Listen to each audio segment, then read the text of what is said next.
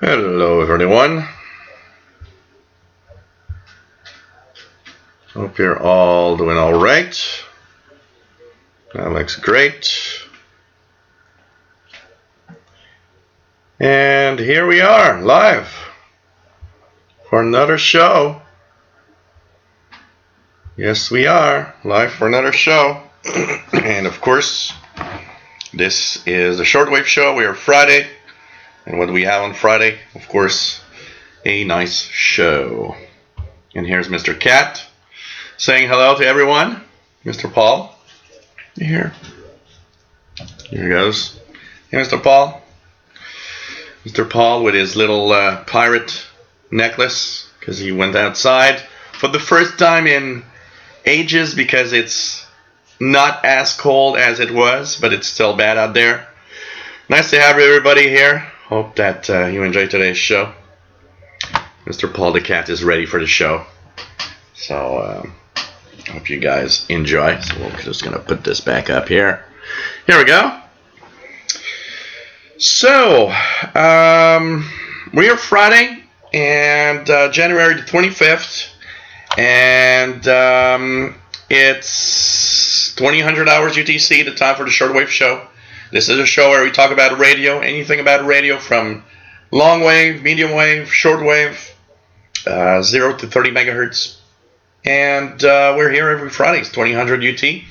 My name is Gilles, and I am in Montreal, Quebec, Canada. We're here to entertain and hope that you enjoy. I'm on 15555 upper sideband. 15555 upper sideband. And listening to WJHR in Milton, Florida. That's actually pretty good signal in upper sideband. One of the rare stations that broadcasts in upper sideband. I wonder how many people, except DXers, actually listen to that broadcast, honestly. And we got beer. And let me just open up this. And we have the gift from... I can get to the... Oops, missed. I missed. And here we go. Nice little beer. Mr. Paul wants beer. So here we go. Pretty nice beer. Look at that. Beautiful. And of course, have whatever you like. Be it beer, whiskey, Coca-Cola, iced tea, ginger ale, whatever, root beer, water, coffee, tea.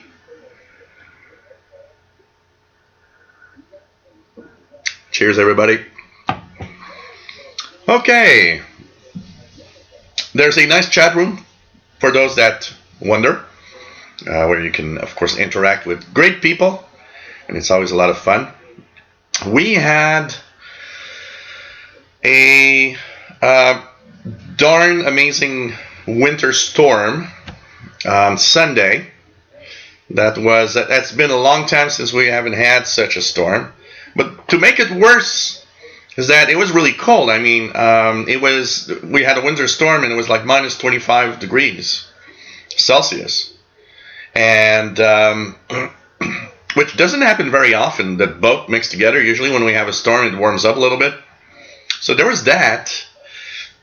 And then we were hit by another storm. They gave us about 4 inches of snow. But all of that changed into rain. And Montreal was, basically because of all the snow that was still there, all the streets became rivers. And there was like water everywhere. It was totally nuts. And of course, now that it's frozen over today, everything is like an ice rink. So you can probably skate on the sidewalks and in the streets of Montreal today, because all of that is frozen. It's totally nuts. The week that we just had is crazy in terms of weather. So, and we're supposed to have another big snowstorm like Tuesday. Probably. So this is going to be crazy. Anyways, enough with the weather. It's Montreal. That's the weather we got. In the chat room, Matambali from Colorado. Nice to have you here. Sean Fahey, good evening. Nice to have you on board. Bobby Burgess in Morgan City, Louisiana. Mark Cope, nice to have you here. Kevin Y, nice to have you on board. Stu W, nice to have you on board. 2E0BBN. And MA3134 SWL for his radio call sign. Bobby Burgess has a WA5107 SWL for his call sign, for a shortwave call sign. Brett Wayne, nice to have you here from Salamanca, New York. KC2NXP. Jack M9IIF, nice to have you on board. And by the way, Jack, I'm waiting for a power supply. I ordered a 30 amp power supply for this thing. That should arrive in the next week or two. So it's supposed to be the best for amateur radio gear. And of course, I am looking at doing everything now for my AM license also at the same time. Richard Cook in the UK, nice to have you here. Kevin White says it's cold also in the States for sure. Nick Amendo from Romania, nice to have you here. Matt, MDK2 in Colorado, nice to have you here. Mad Boy, nice to have you on board. This is Europe calling. Don Stefano, nice to have you on board from Frankfurt, Germany. Dan Walsh from windy New York City. Donald Hosmer, nice to have you here. W8SWL in northern Michigan. Very cold up here. It's only going to get colder next week. Yeah, there's supposed to be some more cold weather and all sorts of stuff. And we're having a big snowstorm possibly Tuesday. It's going to be it's crazy times. It's winter. I'm Mapper from Moscow. Nice to have you here. What else do we have? Slowly.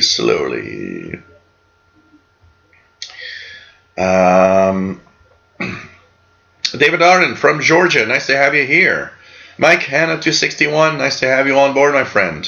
David Snyder, nice to have you here. It says my RSP1A on Global Tuners as new driver works now on it. Oh, cool. So if you go on Global Tuners, sorry guys, RSP1A is on, so you just look for Staten Island on Global Tuners and David Snyder as is RSP1A live. Tomorrow, APLF Radio, bonjour, bienvenue de la France, bonjour du Canada. Toujours un plaisir de vous avoir parmi nous. The VHF UHF shows tomorrow, 2000 UTC. So if you guys enjoy that, that's what we're having tomorrow. We're going to look a little more into railroad communications on a VHF UHF range. A lot of people have been asking questions about that. We're going to take a look at that. Seven Templar, nice to have you on board. Pretty cool to have you here. David Arden got a QSL card from WRMI and a report from last February. Only 11 months. Whoa, that's long. I'm trying to remember when I got my QSL from WRMI. I don't know. I'm trying to remember how long did it take actually. I don't actually remember how long, but well, 11 months. Radio Telescope, nice to have you on board from the UK. David Snyder, 15555 upper sideband. Andrew Ross, nice to have you on board. More importantly, Mr. Cat. You want to go there? Oh, he's got his claws on my leg. Yeah, I know, I took your chair. And so, Artist Ali Crafter's Kitchen, nice to have you here. Page Master, nice to have you on board from Moore, Oklahoma. Pretty cool. Sean Fahey has Red Bush Tea. Pretty cool. David Arden is on water. Jack Amelar, NY8D in Michigan. Nice to have you. Michigan, Florida. Easy to get mixed up. Upper 60s. Great for me. Yeah. I take upper 60s right now. I would take that for sure. I would do some D expedition in the upper 60s. Stan Ult, nice to have you on board. You like skating down the Canal de Rideau. Victor Exalmi, good evening. Nice to have you on board. Says, I've seen yours about PL450 and buy item. Really good. Thanks. Yeah, PL450 is amazing. It's an amazing receiver. The only thing that's missing on the PL450 to make it an even better radio is a single sideband. Because for the rest of it, it's an amazing radio.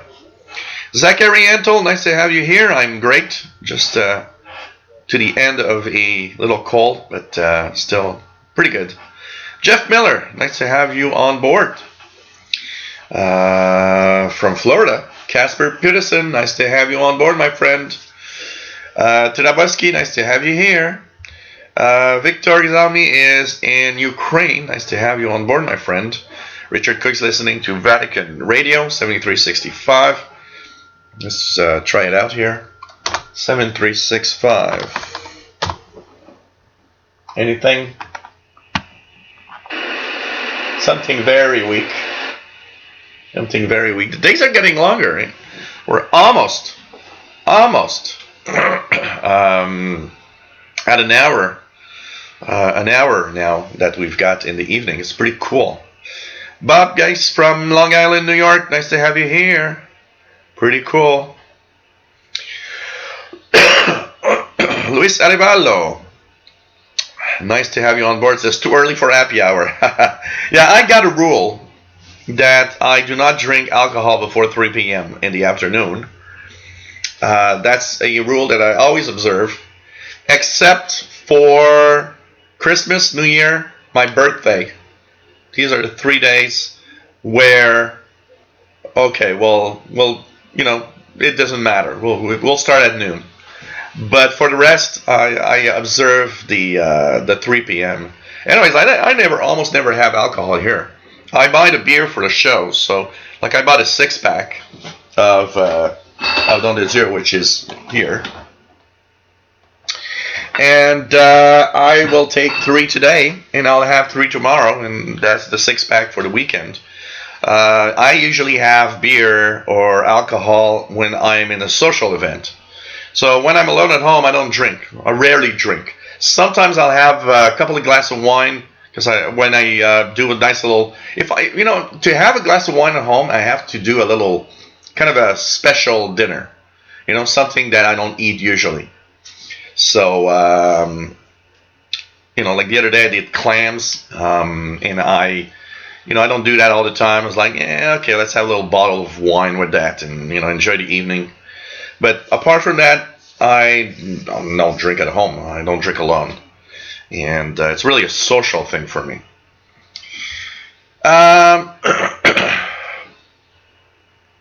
Kevin White, this is in Shortwave, but Jill, what's a good SSB CB radio? I guess that pretty much every CB radio that you'll find are pretty good, but there's these go with the well-known brands of CB radio, and you can't go wrong, honestly. And it is shortwave, by the way, because CB is part of the shortwave radio spectrum. So yeah, it's part of shortwave. So you want to go here, man? He's looking at a way to go on this chair here, because he sees that I put everything there so that he can actually climb on a chair next to me. But he seems to be like too compressed, so he doesn't know how to jump on it. Come on, can you get on the chair here? It's yours. Yeah, it's yours. I put that up just for you. So, any good brand, honestly. And I think you're going to have, here we go. Yeah, let's go. Yeah, and here he goes. There you go. Huh? Yeah, that's good. He actually found that it's a great place now. So anyways, any good brands, CB radio, honestly. And like I said, CB radio is shortwave. Shortwave goes up to 30 megahertz. CB radio is in the 27 megahertz region. It's part of shortwave. Andrew Jarrett, nice to have you here from Manchester, UK. Dave B, nice to have you on board from Sterling Heights, Michigan. Nick Avendos says Montreal and Romania. are both on the same 45th parallel north, so we have similar weather. It's exactly as you described here too. Yeah, you guys are more within the continent there, so you're getting colder weather. It's not like 45 degrees on the Atlantic coast, where it's usually much warmer than Montreal. David Snyder just heard noise on 15555 upper sideband on both RSB-1A and Sony 2010. We're going to tune, David. We're going to tune around the bands and see what's on. We're going to check that out. Try, I don't know if it's coming in right now. Try China Radio from Albania on 5960 5960. It's not super strong, but it's there right now.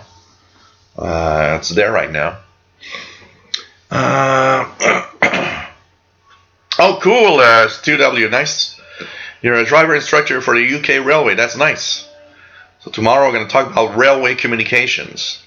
Brian Penny, nice to have you on board from Cape Cod, Massachusetts.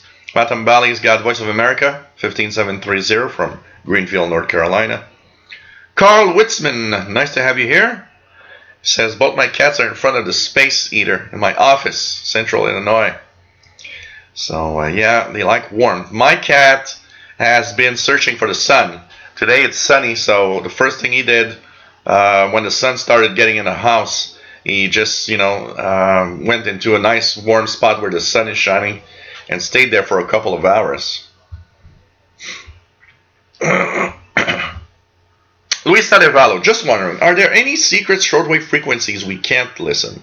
Well, usually the thing is, when agencies use regular communications like shortwave, and a great example for secret shortwave frequencies is number stations. We usually can hear them. So the thing is, on shortwave, anything that will pop up, we'll hear it. We'll see the signal. But there's a difference between seeing the signal and being able to make out what that signal is all about, what information it is sending out.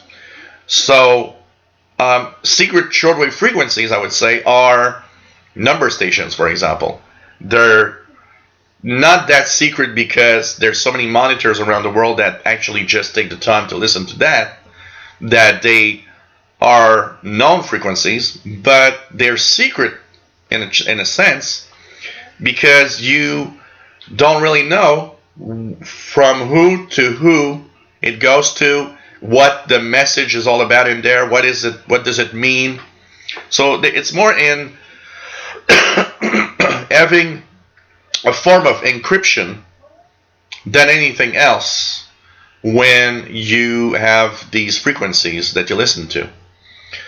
Because there's no anything that will pop up in the regular spectrum of frequencies we listen to, you'll detect. You'll be able to see that there's a signal there. There's no secret frequency, but there are secret transmissions that we can hear, but we just can't decipher what they're saying. Kassem Amoun, nice to have you on board from Algeria. And going well. Pretty cool. David Provo, good afternoon from New York City. Nice to have you here. PageMaster, I have 3 reception letters, 1 QSL card, all from amateur operators, 2 utility station QSL cards, and still waiting for 6 QSL cards coming in the mail. Cool. This is cool. That is cool.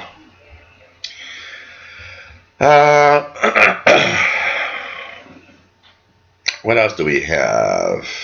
Neil Toombs. Nice to have you here. M0CJM from Basingstoke, UK. Nice to have you on board. Sakura DX. Nice to have you on board from Japan. In a small port to avoid terrible sea weather. Hope the weather gets better, my friend. Nice to have you here. Mark Cope. Propagation was great Wednesday evening. Heard Radio New Zealand pretty well on 15720. Haven't heard it in a few months. Yeah, and the days are starting to get longer. So of course there is going to be a better propagation. Also, one thing to note is that did I bring my? Yeah, I brought my tablet here. Here we go. Who the hell is calling me? Somebody that doesn't know I'm live, that's for sure. So if we look at the indices, I want to look at the. So there's a sunspot, a big sunspot on the sun right now. It's about 100,000 kilometers across. It's been rather quiet. It crackles with little C flares, which are not very important, but it has bumped up our solar flux. It was 72 this morning. In about an hour, we'll know the new number. But it's nice to see that, maybe that will help us out a little bit in propagation for the weekend. And hopefully things are going to be quiet. There's been some minor geomagnetic storming in the past 24 hours. Hopefully that is thing of the past and will get better. Let me just check out here the indices that I've got. That QSL.net.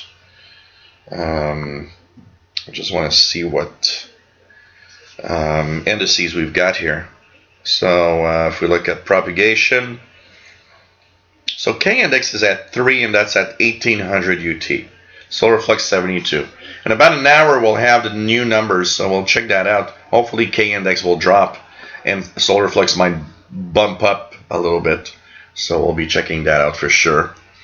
That's going to be interesting to look at. Frédéric F4 ECA, bonsoir et bienvenue. Nice to have you on board from France.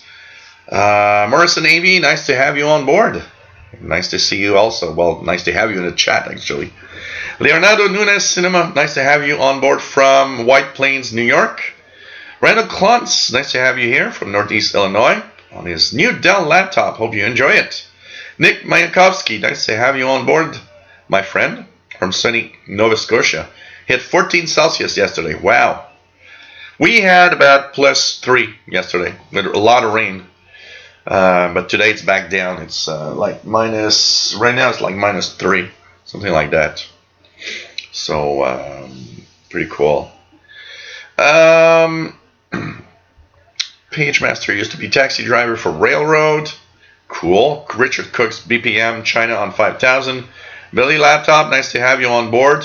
Yeah, not bad. I'm not the kind of guy that's really cold, so even at -20, I go outside and do things. It's not something I have a lot of problem with.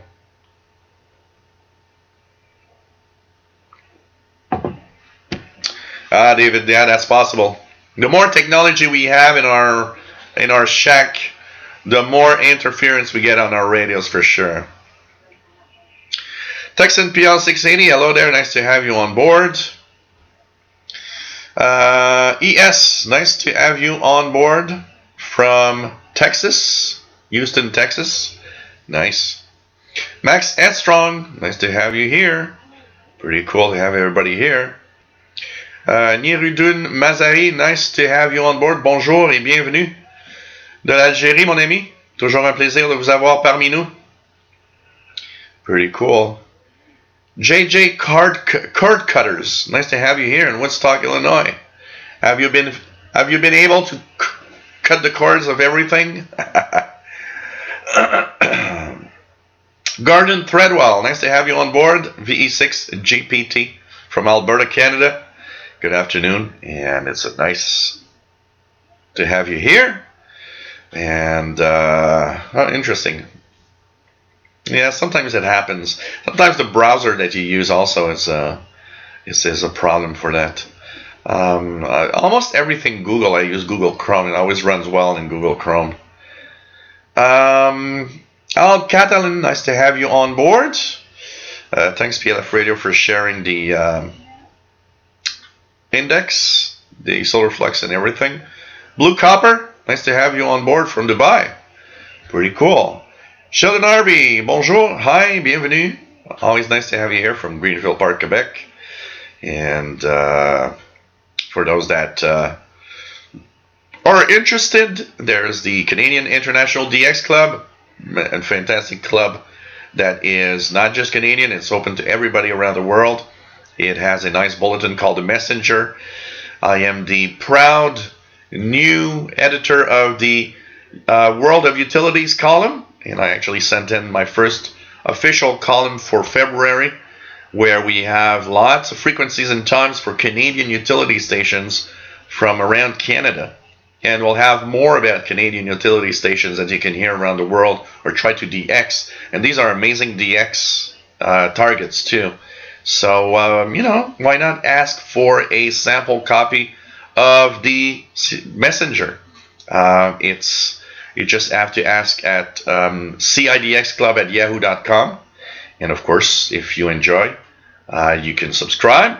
The membership is $10 for a year, $25 3 years, and you get a fantastic little messenger bulletin every month in your email. It's a well done bulletin. It is very professionally made and has lots of radio information. So why not check that out and learn about radio another way and be part, because it's not just a bulletin. You're part of a shortwave radio club at the same time, and it's an electronic publication. Gordon says, I have an RTL SDR and tried it on the PC. Can get local broadcasts only. Do I need an up converter for the rest, or what do I need? Yeah, if you have the regular cheap $8 or $9 RTL SDR, it doesn't cover shortwave. I know there's a hack for it to do so. There's a special driver that has shortwave capabilities. You can add an up converter to have the shortwave part and the medium wave, long wave part. But most of the RTL SDRs, I know there's a special driver out there that might actually give you that coverage that you need, but it doesn't perform very well on shortwave because it's not made to receive in that range. So that's why you can't get anything except maybe local broadcasts. Texan PL680, my favorite thing I listened to the past week was the training session involving Ukrainian E17Z number station. So failure scenario involving fallback to a live operator. Interesting. Kind of interesting. 25 in Dubai. I'd like that. That's just perfect. For me, summer should be 25 degrees Celsius all summer. I'd live with that. I'd be happy with that. And I'd have no problems. What I hate the summer is when we go above 30 Celsius, above, like in the 90s. That kills me. And except when I'm at the beach. At the beach, you want to have 30 Celsius. 25 is kind of a little cool at the beach. But that's perfect. 25 Celsius, but it's about close to 78, 80 Fahrenheit. That's perfect. That's perfect.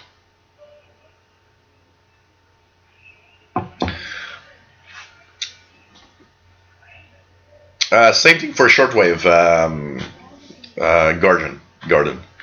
By the way, one term that a lot of people get mixed up when we talk about HF, we often also mean shortwave. It's kind of an interchangeable thing. So HF, shortwave, pretty much means the same thing for us. So if I post, because somebody the other day was looking at my my space weather bulletin, and he said, "What's HF?" And I said, HF is high frequency. It's shortwave. It's shortwave. You can almost interchange that. So you got HF, you got VHF, 30 megahertz. Above 30 megahertz is VHF, very high frequency. Then you get UHF, ultra high frequency. And then I think it's SHF for like super high frequency or something. But HF, shortwave, pretty much the same. Mark Fisher, nice to have you here from Southern Illinois. Pretty cool.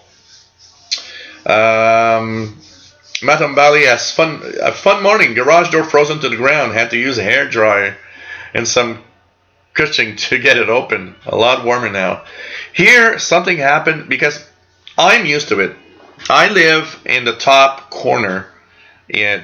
So this building here is 6. There's 6 apartments. 2 in the basement, 2 in the middle floor, and 2 to the top. But the thing is, next to here, there's another 6 apartment. So I live on the outer edge. I live on the top floor, but on the side that is where I see almost all of the street. The neighbor right on the other side, if you look at the other side of this wall, it's my next door neighbor. And they, of course, are warmer than me because they are on the side where it's next to the other building. So the 2 buildings are together. So I'm used to the fact that when it's very, very cold, my water pipe might freeze sometimes. Typically, it has to reach about -24, -25 before it freezes. But on that side, because he's between me and the other house, it never freezes. They never have frozen pipes. And on Monday, because we had that big storm last Sunday, Sheldon knows something about it. We had that big storm on Sunday, but it was at the same time when the temperatures were about -21, 22. And because the wind was very strong, one of the things that I know is that if it's very windy, instead of having my rule of -25, my rule goes to -20. So I just turn the faucet a little bit just to have a little drip of water going on so that it doesn't freeze. So I did that and it didn't freeze. But they never freeze. I've been here 20 years. It never froze on that side. Never. And the landlord came over, knocked and said, "Have your pipes frozen?" And I said, "Well, I left running water so that it doesn't happen." But I said, with the wind and the temperature we had, it would have frozen if I did not do that. And he says, "You want to know a funny thing? It's frozen on the other apartment. It never froze before, ever." And I said, "Wow, surprising. In 20 years, it never froze." So it's like, okay, well, I guess, unusual weather. It was very windy, very cold at the same time. It actually did it, It was just weird. So it was really cold because, to freeze there, I'm used to it here. The first year I came here, it froze. And I was like, okay, it's frozen. The biggest mistake that I actually had here is that the water pipe was running on the bottom of, just on the floor next to the outer wall. So when I moved here, when it froze, I just took a hair dryer, put the heat on, and just, hair dried, and it would unfreeze. Now, to try to make things better, my landlord said, "How about we take the pipes and put them in the floor inside? Maybe that's gonna, it's gonna stop freezing." I got it, on that I got a good landlord. When you talk about something, he fixes it or does what he needs. And so I thought, well, maybe that's a good idea. Let's put them in the floor. Well, what it changed is that when I moved here, it would freeze at around -19, -20. When they put it in the floor instead, now it's -25 before it freezes. But there's a major problem. I can't do anything about it because now it's in the floor. I can't heat it anymore.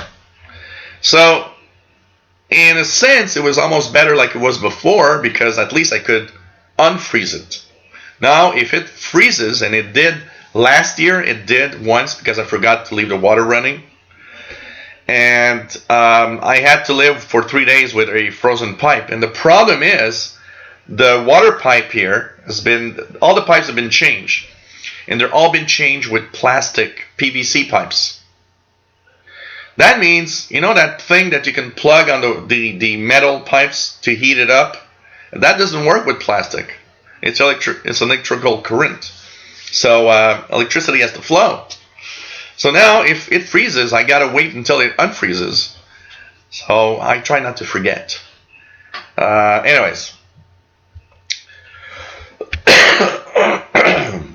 Sorry. I will probably cough a little bit. Zachariah, I'm surprised you don't speak French more than you do on here. Well, I speak French at home. My if I remove the live shows and the videos that I do on YouTube, my a week in a week, 90% of my life is done in French. Honestly, 90% of my life at home with friends is French. I don't speak English almost never. It's all done here. Here I'm in English. My YouTube videos are in English. And when I go to CKUT for the International Radio Report, it's in English. But apart from that, 90% of my life here is French language. And, it's Bob T, nice to have you here from frigid Northeast Ohio.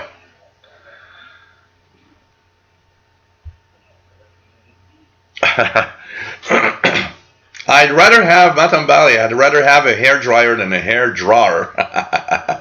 Elton Byington, nice to have you on board from Baltimore, K3JWA. Pretty cool.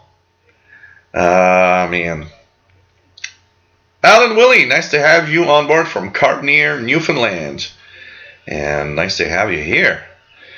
Texan PL680, if I get a sample copy of the January issue, do you have anything written about utilities? My January, the January issue is a welcome. It's just a welcome to who I am and introduction to who I am and what we'll have on the thing. But it doesn't matter. Ask away, and you'll get one, and you'll see how it's done. It doesn't matter. If you like it, you can subscribe and become a member. I think you're gonna find it really nice, honestly.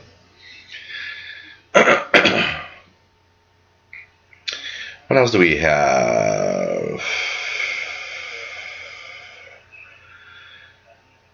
Page Master, tomorrow will be my test day to get amateur radio license. However, I will not get a call sign until the FCC. Oh yeah, the shutdown. You're gonna have to wait for your FCC call sign. Oh, it's so sad. Yeah, the RTL 2832U. I know there's a special driver that actually activates shortwave. As Bobby Burgess also says, RTL V3 dongles have HF direct sampling function, but I recommend using a knob converter. Yeah, and basically that's what I see everywhere. Everybody that's trying to use it for shortwave don't really,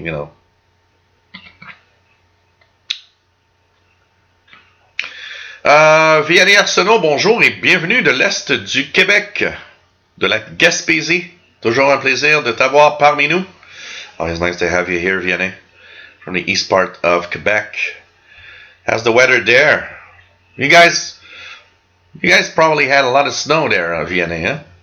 We had a lot here, but but here it's a mix of all sorts of shit. I mean, sorry for the word here. It's rain, it's snow, it's all sorts of things together. Now it's ice. Montreal is frozen in ice right now.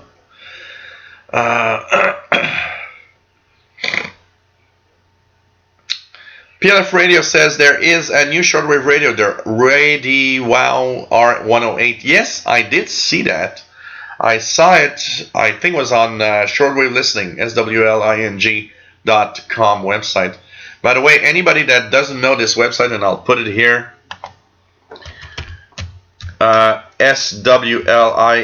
swling.com. Go there. This is one of the best radio resource that exists on the web. It's really an amazing website, and I recommend that you guys go and check that out. Tons of reviews, tons of news about radio every week. Lots of stuff happening there. So really nice. So yes, I did see that, and I was kind of curious. It reminds me a little bit of the Tivdio V115 in its way of doing things. It's kind of weird. Stu W says, I can recommend Newelec Amid Up converter paired with a cheap low noise amplifier. YouTube sucks. Well, it depends. How do I avoid a powerful... welcome aboard, by the way. How do I avoid powerful AM station coming through on every frequency? You can use some kind of passband filter that will... there's broadcast band filters that will actually remove that that portion of reception, and it's going to stop all the AM. Because if you live, especially if you live not that far from powerful AM stations, it is a major problem.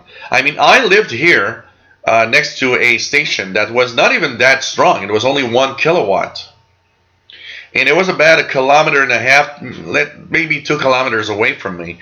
And it was creating hell even on my icon. I had all the harmonics of the stations. Like, I could listen to the 4th and 5th and 6th harmonic. I was so close. And so a broadcast band filter, or what's called a high pass filter, will work. It's to block the lower frequencies and prevent them from actually overloading when you listen in. Like the RSP1A here, when I tune, every time I tune around, there's one in it that's kind of hardware, software. So I turn it on all the time. I only turn it off when I want to listen to the broadcast bands. And by the way, what is also the receiver you're actually using? That's also another question that could be interesting. Hey, nice to have you here, Nick Cesarino from N6 VOA from CountyCon. Nice to have you here. Look at that. I've got the CountyCon GP5 SSB right here, nice, right next to me. Look at that. It's right here. Always close. One of those little receivers I like to use and have fun with. Nice to have you here, Nick. Been a while. Hope you are well. Hope CountyCon is going well. And it's really nice to have you here, my friend. Really nice to have you here. What else do we have? Let's just go here. Ham Radio Crash Course. Nice to have you here. RadioNet R. Nice to have you here. Says always informative, not necessarily about radio stuff. There's all sorts of stuff happening here.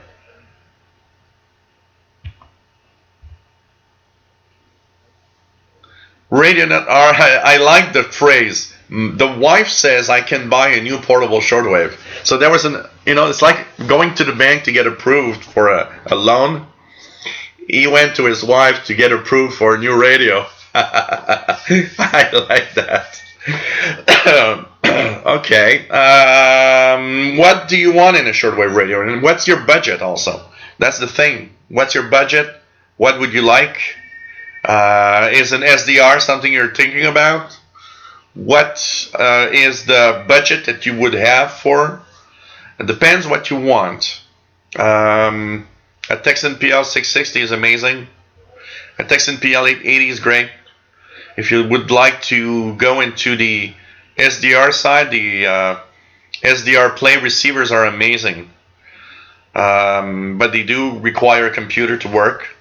It all depends. Well, Mountain Valley, Paul speaks cat. So it's like universal language, meow. But he does understand. You know what? The other day I was kind of curious about Paul the cat.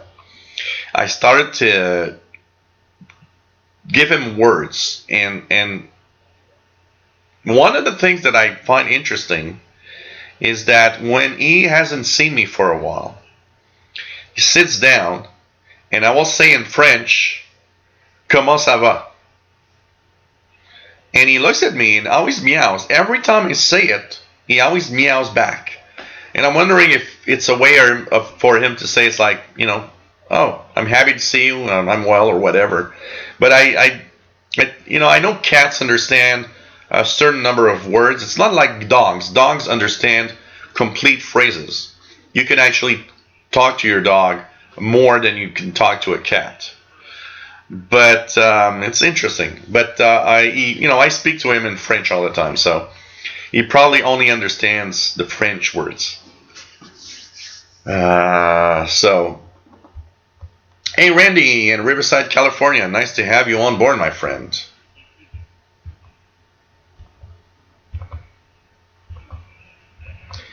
David Arden says, I have a ham friend who is next door to a 50 kilowatt medium wave station. He does not get on HF. If I were he, I would either move or go portable HF. Yeah. No, when you I lived 1 kilowatts. It was only 1 kilowatts. And it was creating a major problem. So I imagine living next door to a 50 kilowatt station, that must be terrible. Imagine all the RF energy that's being sent to your radios. It probably desensitized the radio, you know?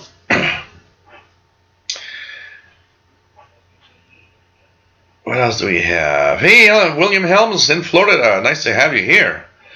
Ham Radio Crash Course. I remember seeing your post regarding C Crane Skywave SSB and the issue the first gen had. Are those issues fixed? I was sent one and it seems like it's okay now. Yes, I do remember that the first generations of Skywave SSB C Crane Radio had a firmware issue. They had a firmware issue, actually. And they kind of fixed the firmware issue on the Skywave. So anybody that actually gets a C Crane Skywave, I think you need to check out to make sure you got the, just going to check out the version. So maybe you've got a revised version, and it's okay. Agoraphobic Adam, nice to have you on board from Nashville. Thinking of a simple SDR for my computer. Any thoughts? You know what? I would go for the SDR Play for a very, very simple reason. Almost every software-defined receiver I've seen requires some tweaking at some level. Special drivers, special this, special that. What's nice with the SDR Play is you just download the package from the website from SDR Play. And when you install it, it actually works. No tweaking. You got your software on, it works, it's great. Of course, you still need to learn a little bit how to work on the software. I use SDR Uno here, but it is simpler than a lot of other software-defined receivers that need tweaking with special drivers and, put the up converter frequency in it, because when you're listening to shortwave, it has to be at an offset, and it's kind of complicated for somebody that's not super, tech savvy. So what I like about the SDR Play, they made it and they created a radio that actually is much simpler to install than any others. The entry level SDR Play, the RSP1A, which is the one I have here, is roughly $109, which is US, which is not that much. If you have that amount of money around, I think that would be one of the great receivers you can get. Vienna weather here is good today, but we have had much freezing rain yesterday. Yeah, we had freezing rain and then snow and then freezing and then whatever. It's Montreal. There was actually a YouTube video where there was so much water in the streets of Montreal that some of the buses in streets, the water level actually flooded the insides of some of the buses while they were going through the streets. It's crazy. Radio Vanna Cuba 15140 S9 Plus. Let's try out 15140. Anything here? It's very weak over here. It's there, but it's weak. But I do think they are actually sending more towards the west coast on 15140. EA3IEK. I like that. Echo Alpha 3 India Echo Kilo. I want to hear that on the bands. He's got his call sign. David in Barcelona. Nice to have you on board, my friend. Soon on a waterfall near you. I will get mine soon also. Walter Wolf, nice to have you here. Jerry DX, nice to have you on board. What else do we have? Going down slowly.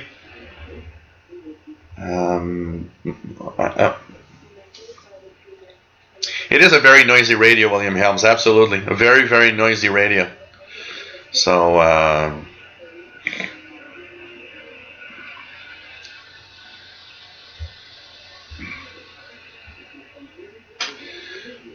what else do we have? PLF the radio says Radio Wow R108 reminds me in terms of design specs of the Texan PL310 ET. I need to look more into it. It's not expensive, if I remember. It's a very, very cheap radio. I need to check that out for sure. Ronald Esther, nice to have you on board from the mountains of North Carolina, 1,800 feet. This summer, I think I installed a 600 or 800 feet long wire antenna. Wow. Hey, Joshua Gosnell, nice to have you on board. Chilling with coffee. Cool. Cold and windy in Salem, South Carolina. Take care. Coffee is great when it's cold. Yes, I know, EA3IEK. I know, David. I am going to have my call sign this year. I promise. I promise. Matt says, I'm not sure that's true about dogs. I read that dogs can understand single syllables, but otherwise it's mostly our tone of voice and body language. Yeah, I know body language is important for a dog. But I was it's a science thing that I was. They were actually looking at how many words or sentences animals can understand from us, and they seemed on that show at least. They seemed to say that a full sentence, they can understand a full sentence, but you know.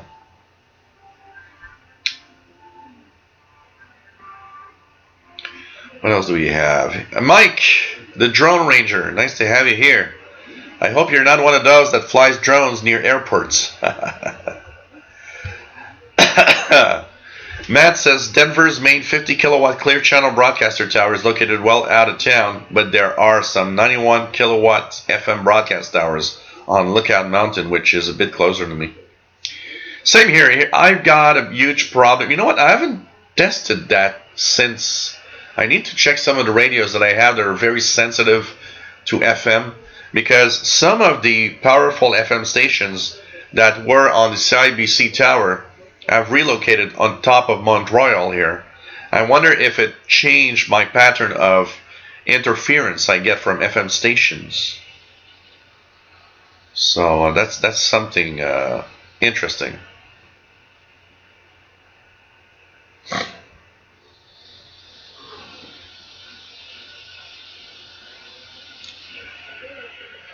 Yeah, I'm Radio Crash Course. It was really a firmware issue. Yeah, SDR Play. They're great. They're really, really great. Yeah, well, I'm planning to have some form of Perry Island de-expedition with the RSP-1A. I think that's going to be a lot of fun.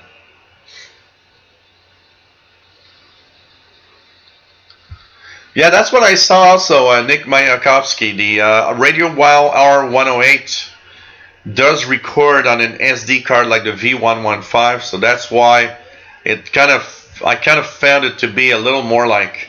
Let me just bring it up here. I'm gonna put the tablet. I'm gonna bring it up here and show you guys what we're talking about. So, let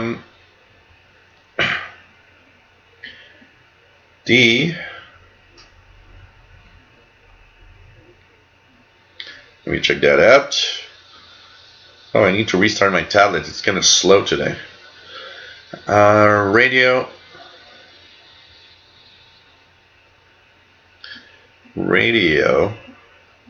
Well, R.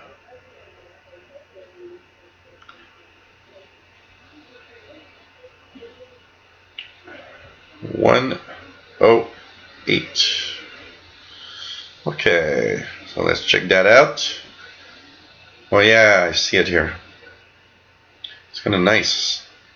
Let me just check it out here. Yeah, on the shortwavelistening.com blog. Quick look at the Radio Wow R108. So this comes from, oh yeah, it does look more like a Texan PL. It has the form factor of a Texan PL.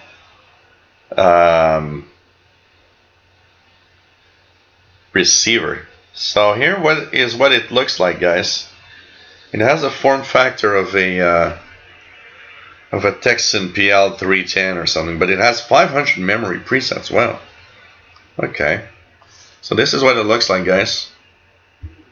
The Radio Wow S R108. This is what it looks like.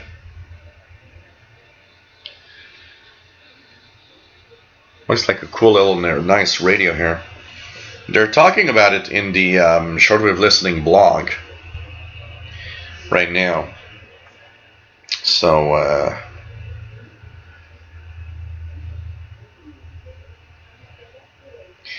you see here it says quickly that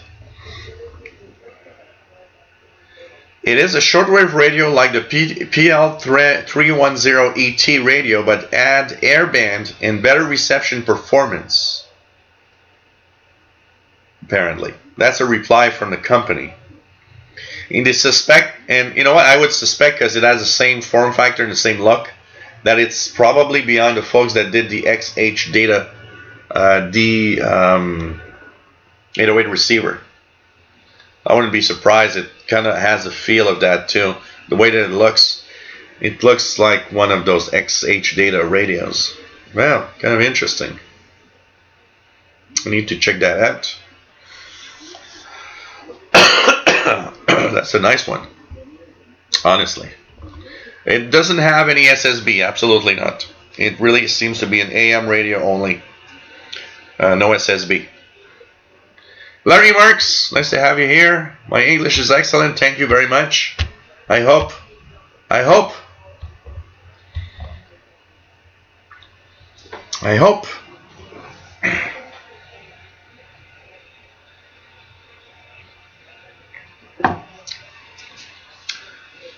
What else do we have? We're still using a landline. I don't have a landline here, no.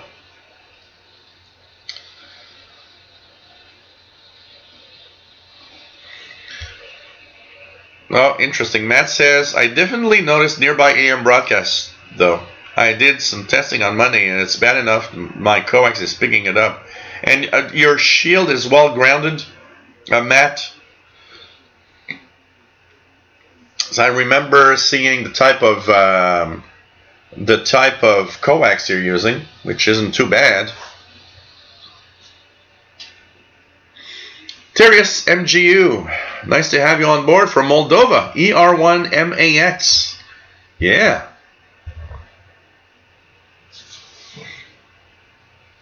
KC9KUH, nice to have you here. Says 15140 is 20 over is where he is. Cool.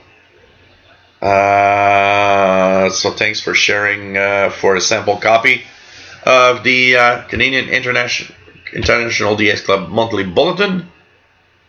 Only one, please. Only one sample copy. Fanny Xanakis, nice to have you here. Better late than ever, they say.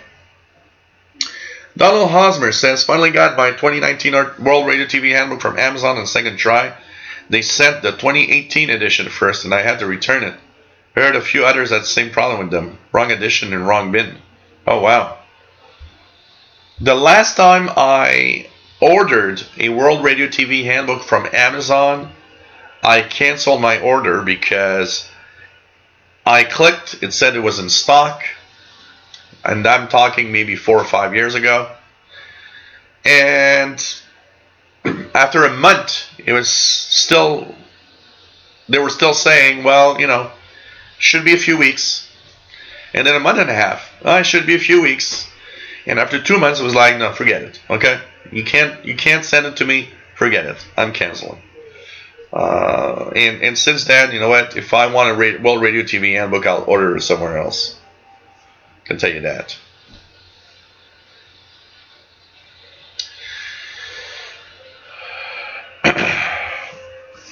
I don't know, Matambali, 15140, possibly.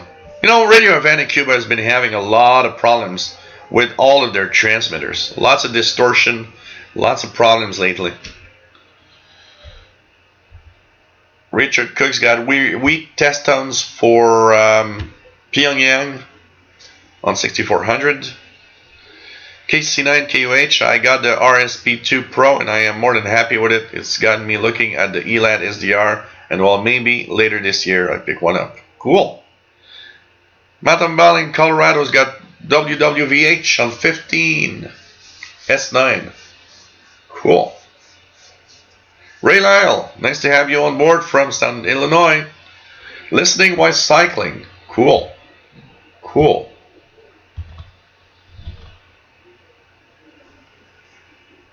PLF Radio says the company behind SH Data is Radio Wow. Interesting.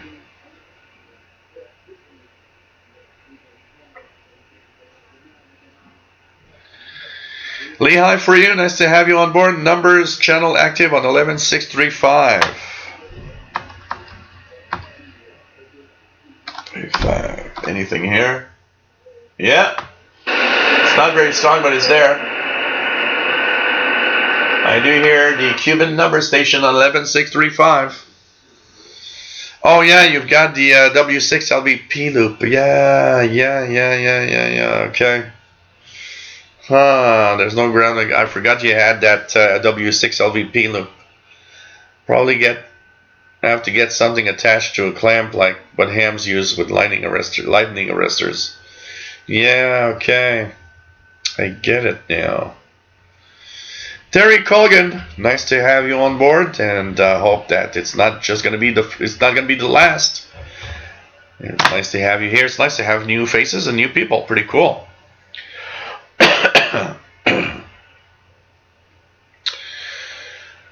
Sheldon Harvey says here's something a little different for hams. January 26th and 27th is the Winter Field Day. Check out the details. Aha, that's going to be interesting. Winter Field Day. That is nice. So, Winter Field Day Association, dedicated group of amateur radio operators who believe that emergency communications in a winter environment is just as important as the preparations and practice that is done each summer, but with some additional unique operational concerns. So, nice. And it starts in 21 hours. So Winter Field Day. That's interesting. Okay. Rules. So it's a bit like summer field day, I would guess. No FT8. It's not an acceptable mode, apparently. Winter Field Day runs 24 hours during the last full weekend of January from 1900 UT, 2 p.m. Eastern Time, to 1900 UT Sunday, 2 p.m. Eastern. So this is nice. All bands, HF, VHF, and UHF, except the work bands, 12, 17, 30, and 60 meters. Any modes, CW, SSB, AM, FM, D-Star, C4 FM, DMR, Packet, PSK, Slow Scan TV, Radio Teletype, Olivia, Satellite, etc. Cool. Cool. That's going to be interesting to look at tomorrow. I'm going to try to listen to that. I wonder if some VHF signals will be heard here. So, thanks for sharing that, Sheldon. Something more to listen to this weekend. What do you see? Always something interesting on the radio bands. Radio Week signal work. Nice to have you here. Says great show as usual. Jill, a question for you. Do you ever use an external antenna tuner with your shortwave antennas? Pat in Utah. I don't use an external antenna tuner. Even though, yeah, it would probably provide somewhat of a better signal on in of course tuning the antenna for reception. I don't use one, and I've seen mixed bag reports. I mean, for transmitting, it's important. It's very, very important if you're transmitting to have an antenna tuner, because you got to match to make sure that you don't blow up the finals of your transmitter.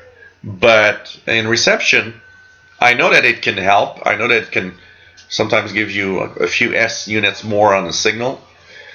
But it's I've seen mixed bag. I've seen some people say, well, I don't see much of a difference. Others say they have a huge difference. Maybe it depends on the setup, for sure.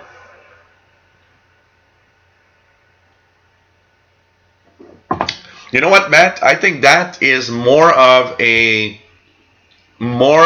what you need to look at. Grounding, honestly, than anything else, because I suspect that the way that it's happening, you're getting those AM signals maybe trapped within even the shield of the coax. That's kind of acting as an antenna here, and maybe that's why you're getting all of that happening. Maybe it's the wall. Maybe it's your loop. Maybe the loop itself is overloading over all of that. It's not impossible. It's not impossible. Also, I know that I've seen a few people using the Wellbrook ones that seem to say that in certain environments where they're not that far from strong AM signals, they get a lot of difficulty tuning without overloading. Butterbean, nice to have you on board from Georgia, USA. Archer's Other Crafter's Kitchen, Radio Venice, all the Soviet era tube gear that likely needs maintenance, but the obsolescence of it is likely. Yeah, I would guess also. I don't think they've ever really, they've done what they could to maintain the transmitters. They're probably old Soviet transmitters. That is probably true about the transmitter there. It's so funny because I get always see Glenn Hauser ranting at it's spilling all over. Okay, so Glenn Hauser is always, kind of ranting at the bad transmitters at Radio Van in Cuba, and always ranting at Arnie Caro, because Arnie Caro is kind of one of those that actually looks into this. But he's kind of right at the same time that the transmitters are always kind of crappy a little bit. It's just, funny. But they probably do have really old Soviet transmitters that now would need probably either maintenance or maybe even new transmitters after all the time. Radio Comms, nice to have you on board from Northern Ireland. Nice to have you here, Jerry. Pretty cool. Oh, that's nice. Page Master. That's going to be a nice mix. Place where you're going to take the amateur test will be part of the winter field day here in Norman, Oklahoma. I'll take the time to look at all of that also. I mean, it's going to be a great afternoon for you to have all of that. A great day. Andy RC, nice to have you on board. No problem. Better late than ever, as they say in Cornwall, UK. Pretty cool. Well, nothing but problems getting in here today. I'm sure it's my hand. What are you using as a browser? Change browser. Use Google Chrome, or if you're using Chrome, try another one. Maybe it's your browser. Maybe it's weird. It's weird you're having problems. Seems okay for most people. Yeah, Bobby, Winter Field Days this weekend starts at 1900 hours UTC tomorrow, the 26th, and goes all the way to 1900 hours UTC on the 27th. Bill, W3WDR. No, I've never tried a noise bridge. What does it consist of exactly? What do you have to do for a noise bridge? Can you explain that a little bit? I'm interested. Kimberly, K6YYL in California. You want to come over and see all Montreal frozen over? With huge snow, cold, frozen. We had rivers in our streets. We had everything this week. Ray Lyle, use a high pass filter for overloading my medium wave signals. Yeah, that's a possibility, but it depends where it. I don't know. It's kind of interesting. What else do we have? Mark Cope, does Cuba jam Radio Marti? It seems like I hear jamming at times, but I'm not sure. Yes, it does. Almost all of Radio Marti's broadcasts are jammed by Cuba. The reason why you're not hearing the jamming all the time, it depends on propagation. So sometimes, for example, I'm going to try one here.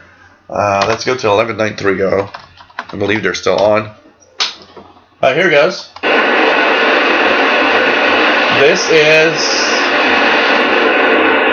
jamming. This is Cuban jamming. 11.930, I'm hearing Cuban jamming. 11.860 also.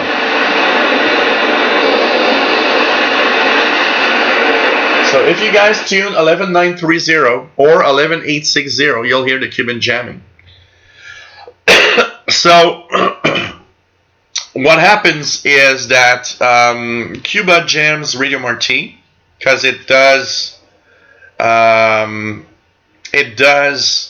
really, it's not in what they think should be something that Cubans should hear. So depending on propagation, sometimes you hear, so if I tune 11.930, for example, most of the time here in Montreal I hear Radio Marti very loud.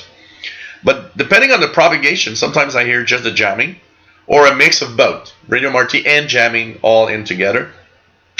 One thing that's also interesting is that very often when Radio Marti goes out of the air, the jamming continues for an hour or an hour and a half sometimes after they signed off.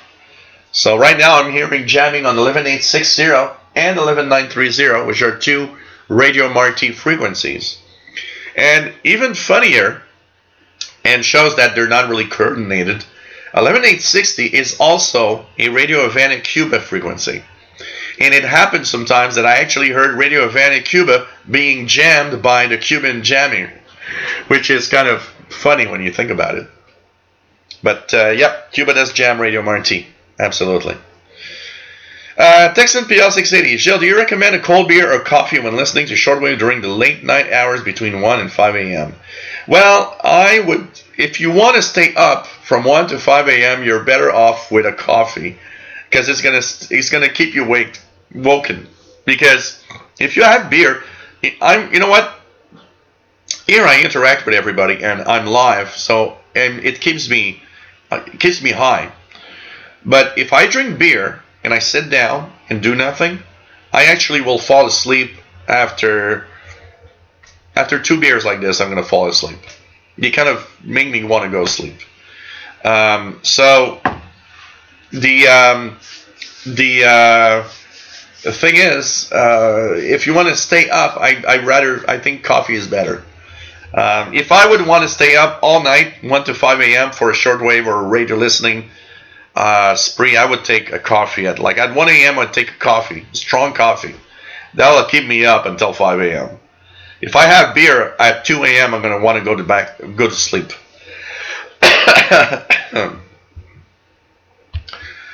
Gordon, you're using Firefox. Maybe you should try Chrome for, it's, I don't want to say bad things, but there's a lot of, what I've read a lot is that, well, everything that is Google works better on Google stuff because they kind of sometimes do things, but I won't go further into that in what I have to say here.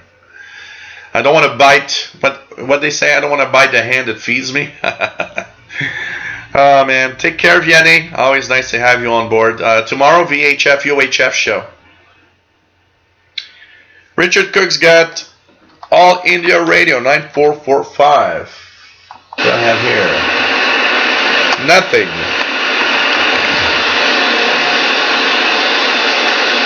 Nothing on 70. Well, a very weak DRM signal on 7550, but very, very, very weak.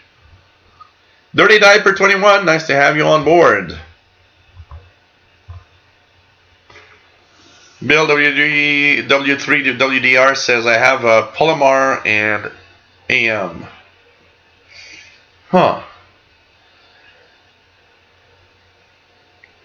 Oh, nice. Garden had a QSA with someone in Montreal the other night. Pretty cool. By the way,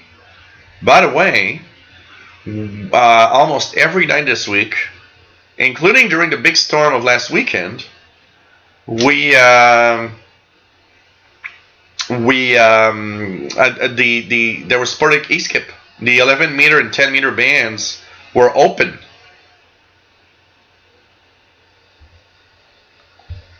Now that's an interesting question, Sheldon. Are Radio Marti and Voice of America staff being paid during the government shutdown? Huh, that's interesting. That's a good question, actually. I don't know. Are they possibly part of the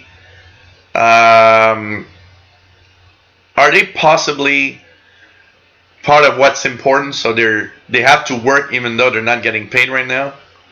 That's a good question, Sheldon, actually. I didn't even think about that. But they are they are US government employees. Absolutely. That's interesting. I didn't think about that one.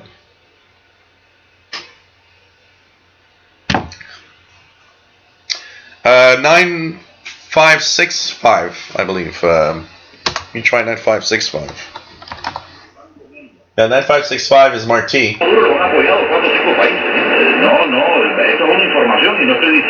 For example, on 9565, I hear Marti and I do hear the jamming in it also.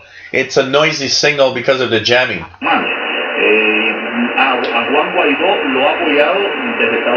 So you see there's the jamming there on 9565 also. Ah, man. Yes, Mr. Cat. Nice to have you here. He's looking at me with his little eyes and saying, hey. Ah, man. So, Bill says MFJ202B is a device to check resonance of an antenna. Oh, Fastload has one. And at Christmas, when he came over here, he actually checked the resonance of my shortwave antenna. And my shortwave sloper seems to resonate around 12 megahertz. So technically, that's where I should have the best signals. That's what he found out while testing it.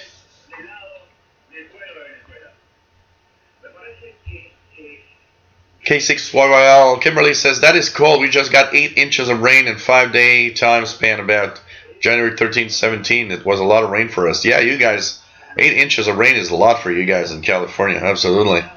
Here we got a foot of snow followed by 4 inches of snow. And then we had rain. And then we had rivers in the street. And then we had freeze over last night. So today it's like everything is frozen in ice. It's a weird, really weird week. I went to get my beer earlier, and it was almost a miracle. I should have worn skates to go get the beer because everything's frozen everywhere.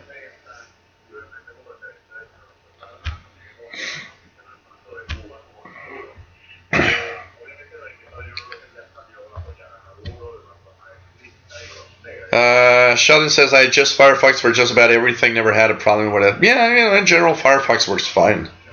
Most browsers work fine. I'm one of the rare, very rare and exceptional users of Microsoft Edge. And it works fine in everything. I got no problems with it. So, could be just the internet connection. Could be just a little something happening. A lot of, as a tech guy, I've noticed that there's a lot of mystery and many problems sometimes that seem to come more off of, I don't know how many times I suspected that a problem was more of a internet service provider problem than your own PC having problems. Sometimes it's so weird. Even hardware sometimes is weird.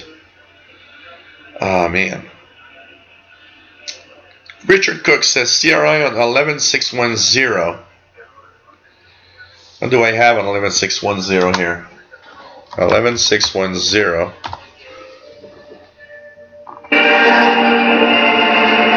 Isn't that... there's some music here. Let me just check it out. Isn't that Madagascar World Voice? I don't think it's CRI, unless you're hearing CRI, but I think that's KNLS from Madagascar relay, because it's definitely in Chinese. It's Mandarin, and I think this is Madagascar World Voice. I'm just going to bring up.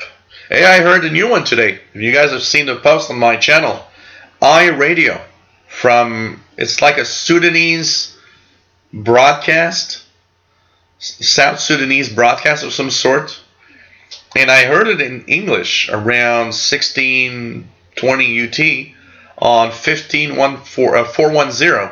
I was a little amazed because I was on 15410. Sorry, 15410. 15410. And on the EIBI space list, it was not there. There was no broadcast at that time on 15410. And I went to short-wave.info and I entered the frequency 15410. They had it on the list. And they said that it was the Sudanese broadcast. But what's interesting is they didn't put English.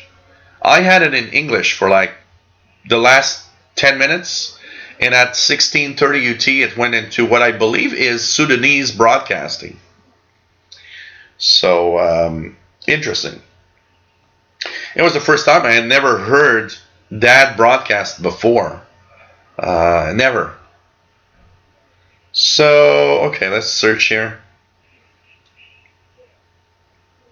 Search front page. I believe that's Madagascar 11610, and there you go. So at this time, 21 to 22 UTC, Madagascar World Voice, the Light of Life, which is KNLS Alaska, broadcasting via Madagascar in Chinese.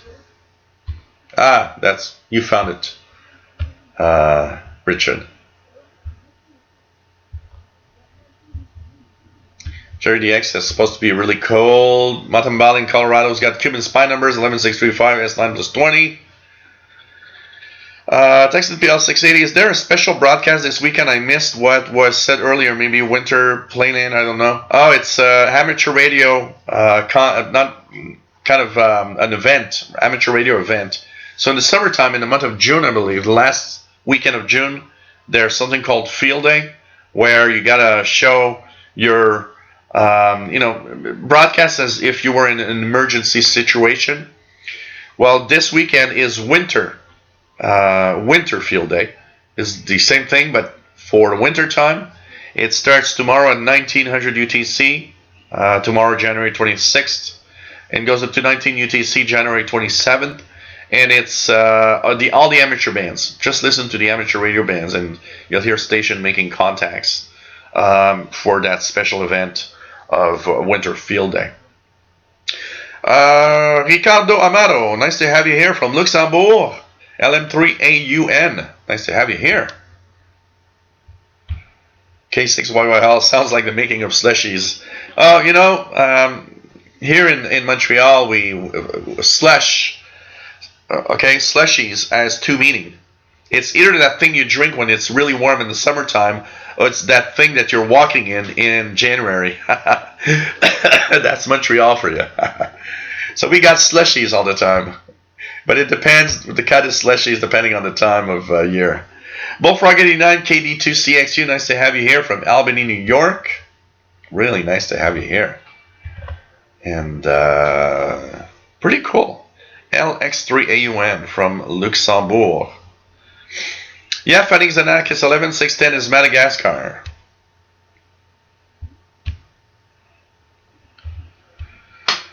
Oh man. Spain struggling on 96.90. Sheldon sharing the iRadio.org, which is interesting. Your eye on South Sudan. It's the first time I heard that one. I don't know how long they've been broadcasting, but it's the first time I heard iRadio from South Sudan this morning. I had never heard that before. So it caught me by surprise. And I was even more surprised because even when I caught it, it was in English, and even every list that I found didn't find any English language broadcast. But I did hear while they were doing the news bulletin, or their kind of news bulletin, they did say this news is brought to you by iRadio, and I was like, oh, okay, it's iRadio. They just said this news is brought to you by iRadio. So it's kind of interesting. So there's some English on it. Maybe 16:30. I don't know if it's a full half hour, but I know that they're on from 16 to 18 UTC on 15410. So maybe I'll try to check that out tomorrow for sure. But there's been a lot of these little African non-official broadcasters popping up on different American and different transmitter sites, renting airtime. That one on 15410 was from the Issoudun transmitter site in France. So it was coming from France, and it had a pretty good signal this morning on 15410. Anyway, I posted a video on the channel if you guys want to look at it. I was surprised because you're always surprised today when you actually have a new station that you never heard before, because it's like in the 80s, having a new station you never heard before was something that happened every week. Today, having something that you never heard before is more of an exception to the rule, or almost. It's kind of interesting. Richard Cook says iRadio should be on 11620 as well at 0400 UT. So interesting.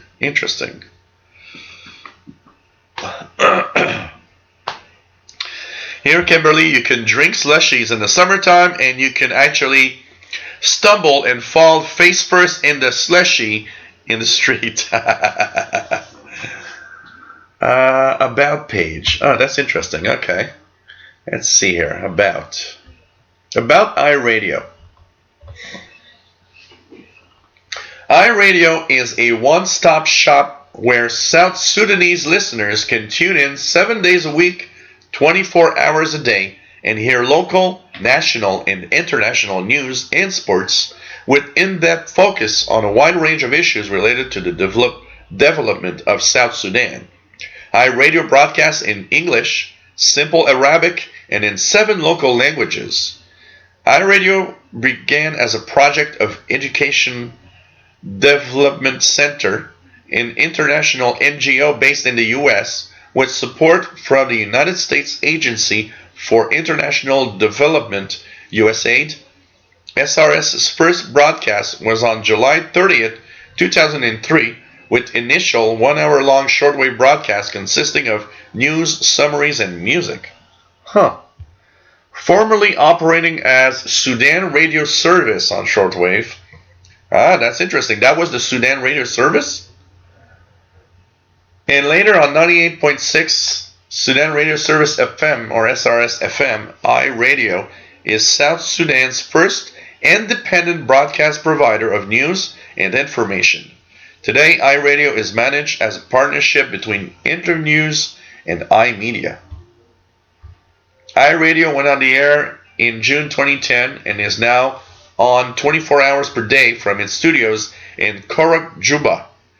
With the name change from SRS in August 2012, iRadio has launched new programming initiatives, including a comprehensive morning and evening programs, The Dawn and Sundown, as current affairs programs. That is interesting. iRadio. Yeah, well, we've got news from South Sudan now. Easily accessible on shortwave. That's kind of interesting. That's kind of very, very interesting. Okay, here you are watching the live shortwave show. We're an hour and a half into the show now. And hey, I'm going to do a little bit of self-promotion. If you like what I do, how about helping out with donations? They do help me continue what I do. And of course, it's always nice to be here. And, you know, it costs a lot of money to stay on the air, to do live shows. I need a really big and fancy internet connection. And I need equipment to look good. Sorry, gotta laugh at that one. So, PayPal donations. PayPal.me/shortwave is one of the places you could go to, or my Yahoo email that I will just post here if you are on PayPal. It does tremendously help me a lot. So hope that you enjoy. And what the hell? Something went weird here. I got a buzzing here from something that I don't know what it is. Galaxy Invaders, Alien Shooter. Let's go now. Yeah, no, right. So PayPal.me/shortwave is a nice place to be. And of course, the Yahoo email that you can, of course, help me out. And you also have the Patreon at patreon.com/radioandcomputers. And you guys have no idea how this helps out in continuing these live shows and just being here every week. If you guys think that what I do is, important, think about it. It's, kind of interesting. Some people think about it. Somebody in the Christmas time gave me a nice donation and said, I think about this as a yearly subscription to a magazine or some other form of media. And, well, this is my yearly, fee for subscription. And of course, any amount helps, so don't hesitate. There's no, if everybody would give $1, it amount to a lot of money. Sorry, I always like to say that, there's a very small amount of donators. They are very generous. Some are very generous. And any amount helps. Any amount. Don't worry about it. And, if the fees are a problem, that's also something that is often a problem. Just, add it up, and at some point you do a bigger donation. Thanks to everybody for the donations. Okay.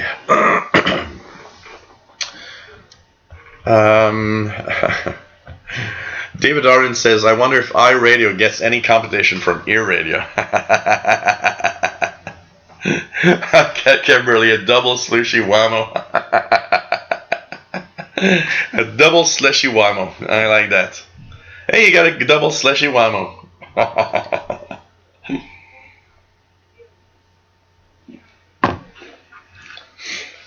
Today is just a double whammo because the slushy is all hard and frozen. Keegan, nice to have you here in Northwest Arkansas. JD Williamson, nice to have you on board, my friend. What else do we have? KC9KUH, you don't use Super Chat? No, I don't like these things. You know why? Because I don't want to give or have that possibility of giving more importance to certain people depending on, the fact that they can pay to have a... Sorry, I'm just going to close the door here. They can pay to have, voice their minds kind of before everybody else. I don't like that kind of I don't like to have a way of saying promote or that would give the impression somebody is more important than somebody else. I'm not that kind of guy.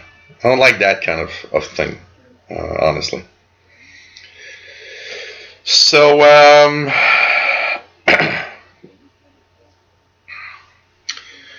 okay. What else do we have? Take care, PLF Radio. It's nice to have you on board. Tomorrow, VHF UHF show, 2000 UT. Don't forget.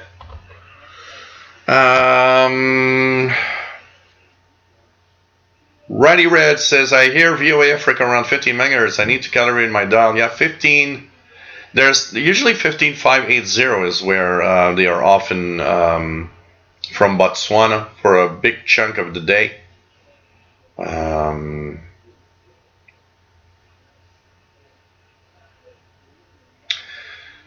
Olivier Bybuyer, nice to have you here. Bienvenue. I don't know what language you're. Olivier, could be French. Bienvenue. Toujours un plaisir.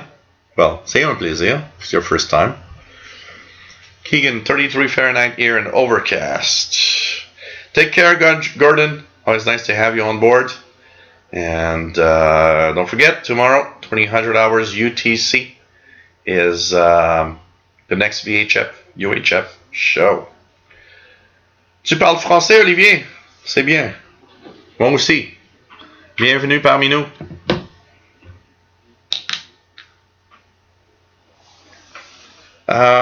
Okay. I haven't done anything yet, JD Williamson, but I will do something, absolutely do something for it in the next couple of months to get my ham licensed. I mean, I got this fantastic transceiver here. It has to be used. I even ordered a 30 amp power supply for this thing. So we're going to check it out. Tuned to 9830. 9830. 9830. Oops. Didn't do it. 9830. I have a very weak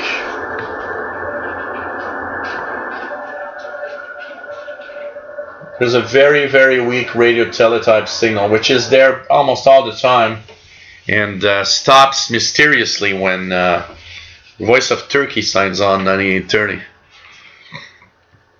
Romania on 6170. Let's check that out. 6170.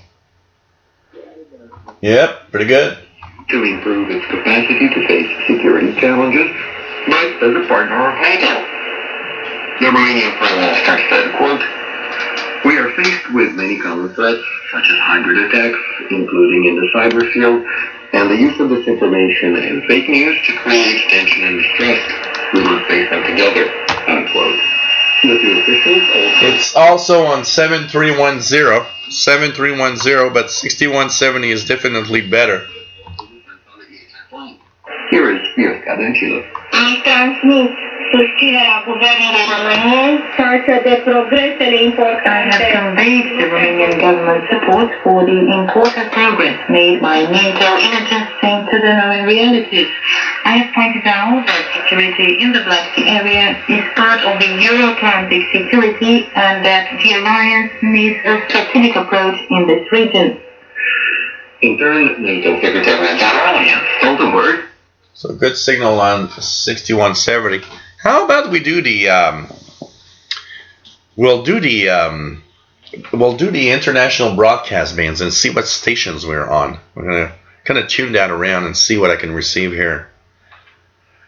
Keegan says got a new radio Friday night, an Eton Grand Big Edition Field BT AM/FM shortwave with RDS. Cool. That's a nice radio. RDS is fun, absolutely. RDS is fun on that radio also because it does like my, I've got the Ethon, the smaller one, I'm just going to get it here so you guys are going to see it. I've got the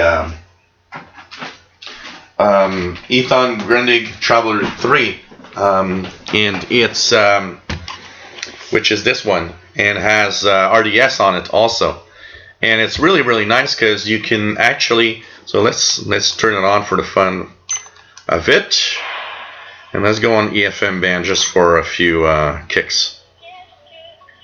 So when you're on the FM band, let me just put station here. So I'll put the volume low because there's music, but you guys will see that there's RDS, so it says adult hits on the bottom, and that's the RDS functionality from the station. But what's nice, let me just put this here. Okay, so you can actually RDS different channels, because RDS has more than one channel. So here I clicked and it says Rouge Party Mix,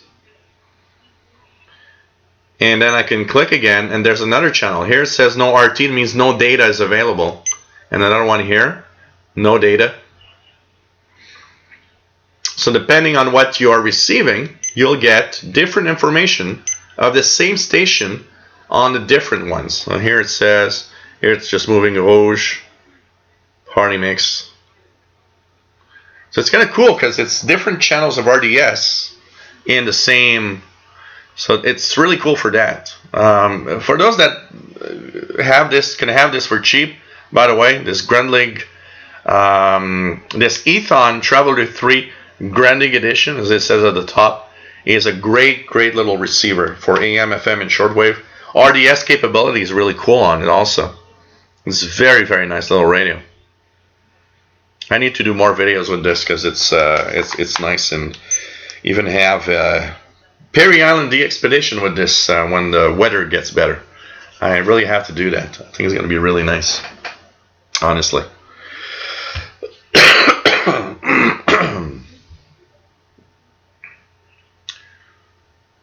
So what else do we have?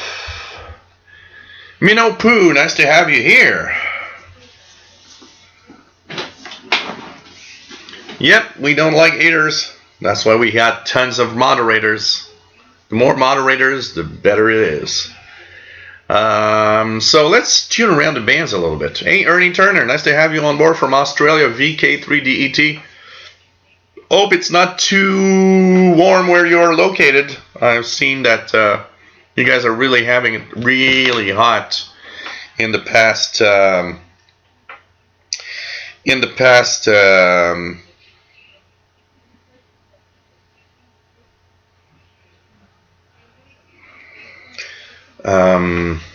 Few weeks. William Helm says I had to back scroll from Joshua Digitech AR1780 SSB shortwave portable.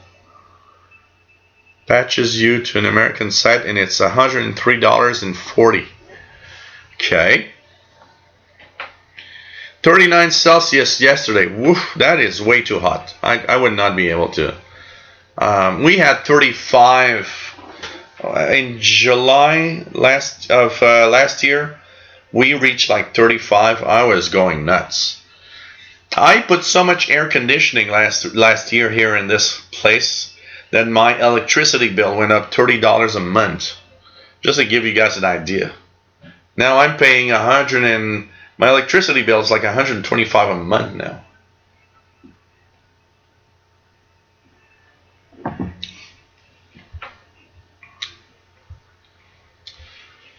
Wow, further north, 48 Celsius, amazing. My nephew, Francois, is now in Australia for 3 years.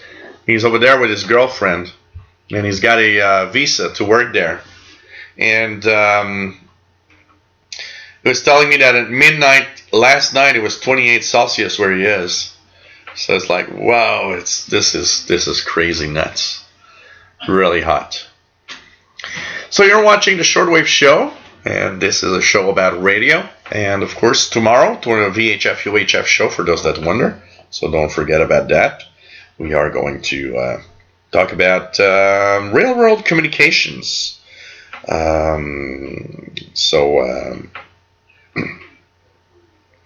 it's always nice to be here and do these shows. So let's tune around. How about we look at the 49 meter band? Well, depends. Okay, some of you guys on the West Coast, right? You can almost roast, yeah, you're close to roasting a roast beef. Yeah, you know what, J.D. Williamson at 48 Celsius. Leave the roast beef in a car in the sunlight with all the windows closed. Now that's gonna cook. You can cook almost anything. Ricardo Amaros is very hard to get USA on 20 meters here in Luxembourg. You know what? Around for Luxembourg, I heard a Luxembourg station. I think it was last week. Around the, I would say, try around between 13 and 1600 hours UTC. That is one of the things. That is one of the things that is one of the periods where I hear a lot of Europeans, and I heard the Luxembourg station was very strong for a couple of days in a row, honestly. So 13 to 16 UTC, probably your best bet at this time of year, because in the summertime it changes. But at this time of year, that would be your best bet for North American stations. I can bet you'll hear a lot of USA stations and even some Canadian. This morning I was listening to, I was on 14195, I believe.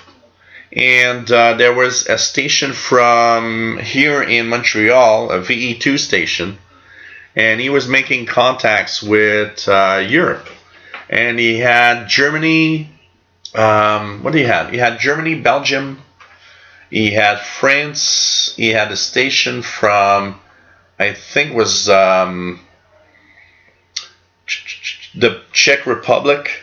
And the signals were actually quite good. They were actually pretty strong from Europe.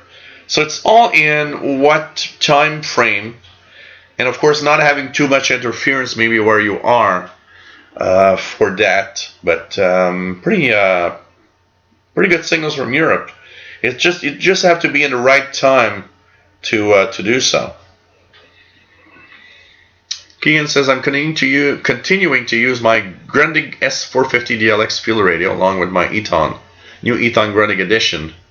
So cool. That's cool. Unknown station. Yes, Ricardo, I tell you, 13 to 16 UTC. I can bet you'll have contacts on 20 meters with North America. It's morning at that time. So, and I've heard a lot of contacts from US to Europe around that time frame on 20 meters. Unknown station on 5885. Do I get something on 5885? I got a station, yeah, 48. Here we go.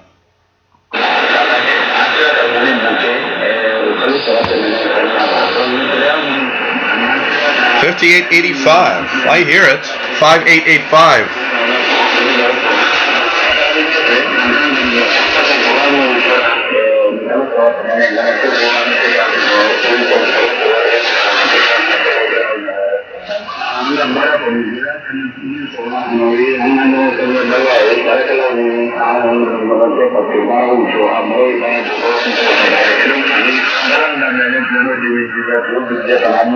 It's Voice of America. It's the Voice of America from Botswana transmitter, and at this time it's in an African language. Richard, I'm hearing it here.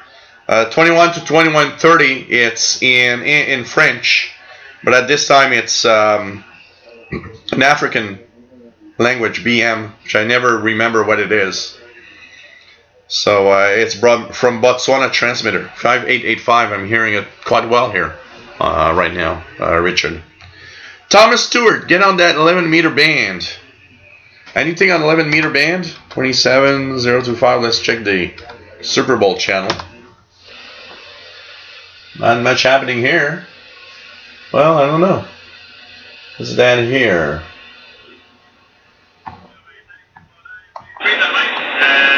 This is local.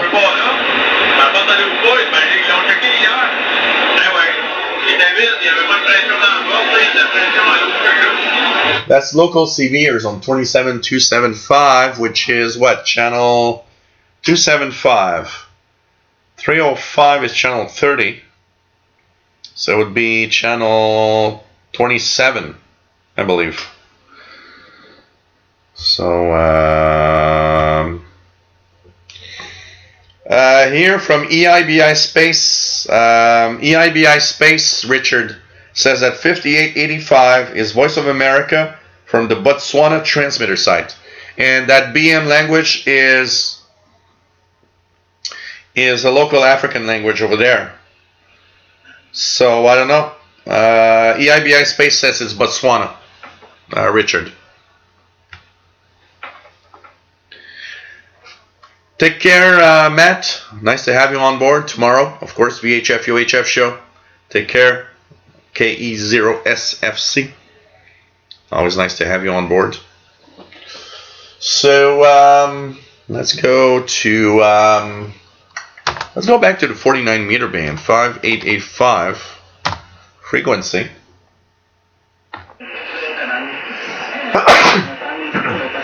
Sorry, guys. So it's interesting. Does it say it's Voice of America on? Let me just open up another page here for shortwave.info. Short.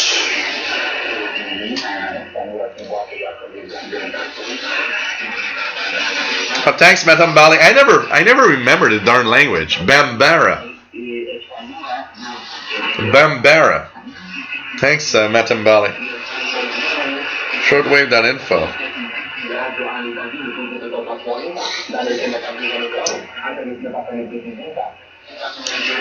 So here.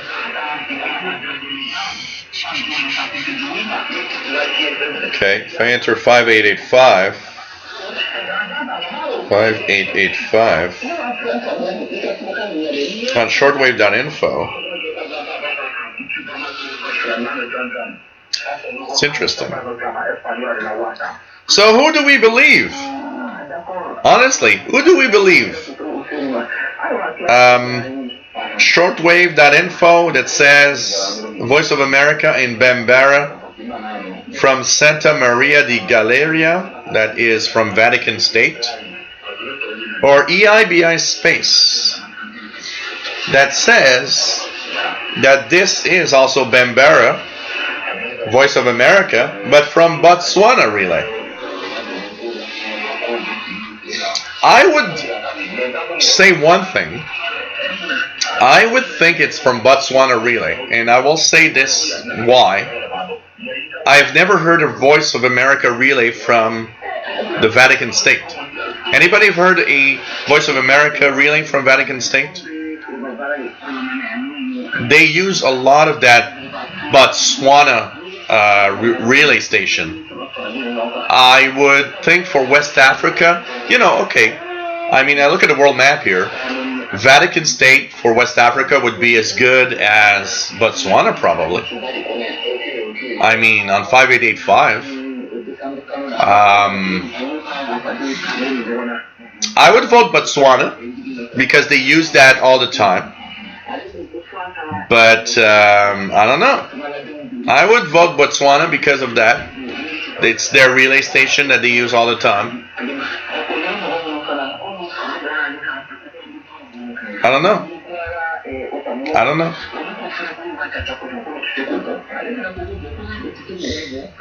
Thomas Stewart, where I'm from. I'm Montreal, Quebec, Canada, Thomas. Montreal, Quebec, Canada. Take care, JJ Cord Cutters. Nice to have you here. So, yeah, right now, let's try 12075, just out of Mopeng, Botswana. Right now, nothing much here. 9485. That one's not bad.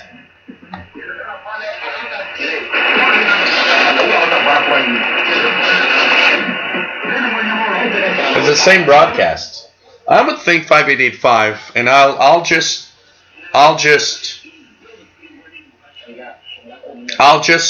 say that I would believe more that it's from Botswana than from Vatican State.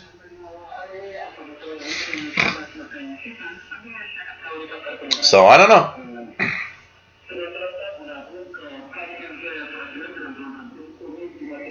I don't know. That's the big question. Is it off of Botswana or Vatican State? Who do we believe? Who has the right information? That's going to be a hard one to get. Maybe we should ask an email VOA and ask where is it coming from on that frequency.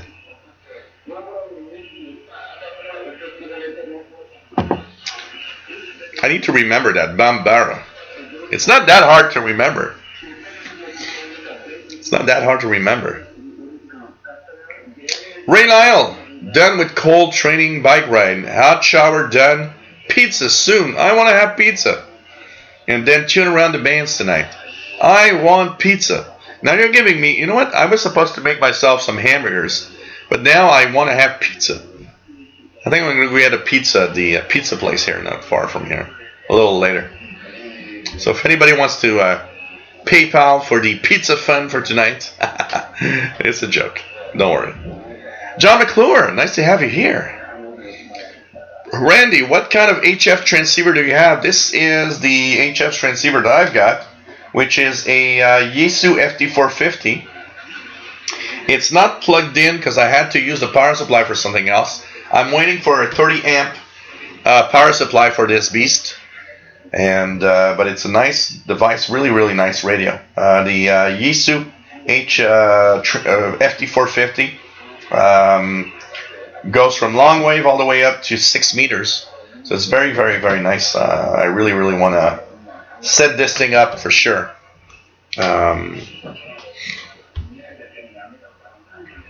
What else do we have? Kevin Wood, nice to have you here. Better late than ever, as they say. Ray Lionel had the buzzer the other night for 5 minutes. Oh, nice.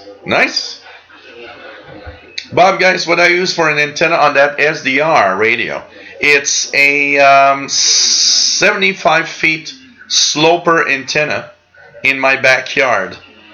It's east-west orientation, and it ends with a 9-to-1 balloon, and then there's at least 60 to 70 feet coax in the home that brings it all the way to my office here, and that's what you're getting there. Prophecy Zone News, absolutely. Shortwave radio is better than ever, and there's tons of things to listen to on shortwave.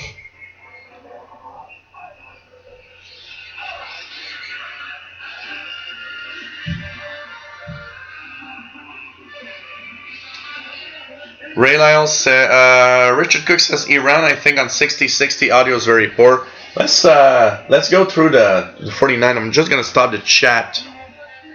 I'm just gonna end the chat here and see. Okay, what else do we have here in our stations? So 5900. So 5900, I believe, is Brother Stair from Bulgaria that I'm getting. Let me just go back. It's not very strong. That is Brother Stair. It's easy to know that it's Brother Stair. So 5900. My tablet is frozen. Oh, here we go. 5900. So we have on 5900. Brother Stair, yes, from Bulgaria. That's what I'm getting, 5900.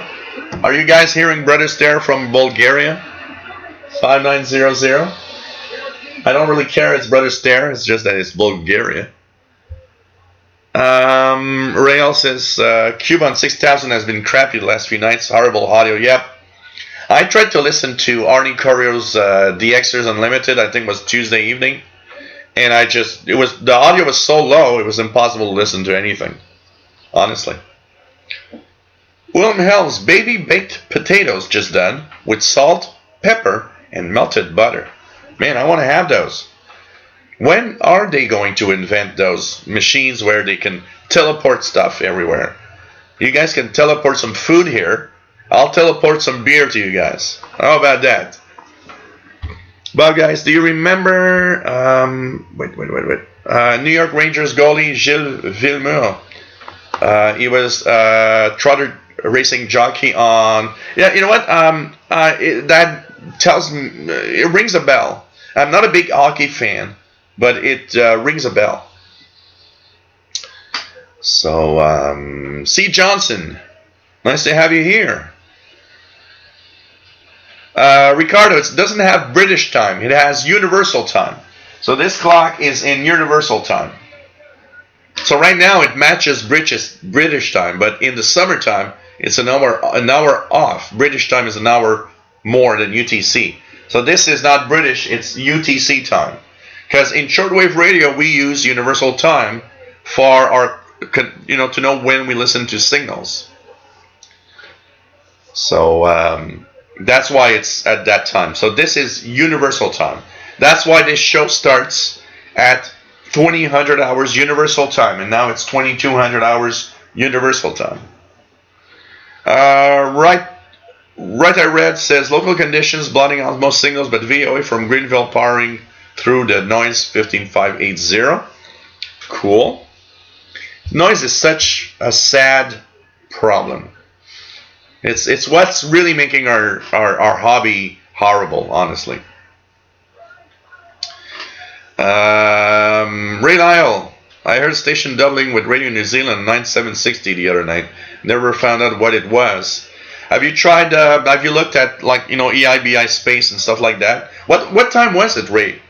We can check it out right now. Tell me what time it was, and we'll check what's on 9760 at the same time as New Zealand. Yeah, Brother Monastery, absolutely. I mean, that guy needs to.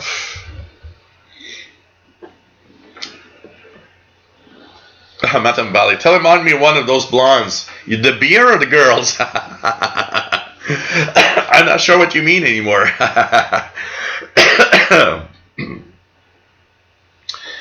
C. Johnson says, I was thinking of all the pictures of radio waves. Do you want your antenna broad to the directions you're listening to, or in straight line pointing towards the direction? You know what? The thing is, a long wire antenna or a wire antenna does have some directional capabilities.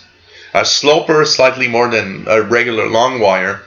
Honestly, in the best of worlds, your antenna you would have several antennas for depending on where you want to listen around the world. On shortwave, even though they are directional, it's not as important as some other frequency ranges you might listen to, and different antennas also.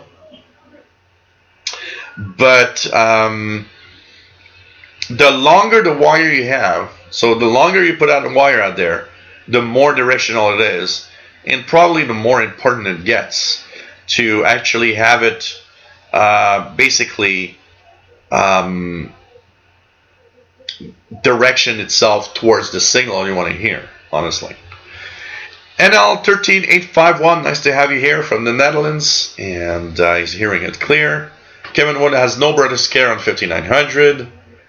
Carl, lol, brother stairs everywhere. Yeah, but this one is different, Carl, because brother stairs is always from one of those US broadcasters. At least here, we're DXing brother stare from Bulgaria, even though I don't really care whatever he's saying or whatever broadcast he's doing. Richard Cook has 5900 poor. DE1 FTK, shortly listener, nice to have you on board from Germany. And cheers. Brett Wayne, 5900 is S0, but it's there. KC2 and XP. Yeah, a wire antenna technically receives, I believe, on its sides. So technically, north-south should be better. Like me, I got an east-west direction. But, Ricardo Amaro, UTC, how I didn't figure that out. You know, sometimes it happens. Keegan says it's snowing where he is. Right, I read, do you think that Cuba would repair or replace the transmitters given that they also allegedly use them for number station activity? Dual use might keep them on shortwave considering this fact. You know, have you guys noticed one thing? That most of the time the Cuban numbers always are on the good transmitters and that the Radio Havana Cuba broadcasts are on the bad ones. So that's the thing. Both Matambali. Okay, no problem. Beer and chicks for Matambali. That's all that we want.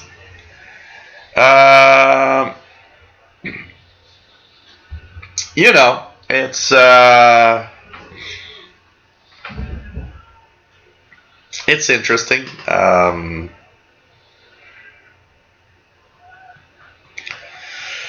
I would say that if we look at the situation, the financial situation of Cuba, Cuba will follow. I would guess, you know what, personally, Cuba will follow general broadcaster that I've seen, meaning that because of their financial situation, they'll let the transmitters wear off, and if at some point they have no more, they'll be off shortwave, and that's it. But it's an interesting question you have there, considering they use it also for number station activity. Or they might keep one for number station and just decide that Radio Havana Cuba should leave, you know? I don't know. Kind of interesting. But their economy, you know, I was surprised. I read about the Cuban economy, which very, very surprised me. I mean, the Cuban economy is much bigger than I ever thought. For the Caribbean, it's one of the biggest economies there. But the thing is, they're not, you know, with the embargo from the U.S. and all of that, they're having a hard time. And they had a lot of problems with, you know, the weather not being nice. So a lot of the stuff like sugarcane that brings a lot of money. And they had a lot of problems with that also.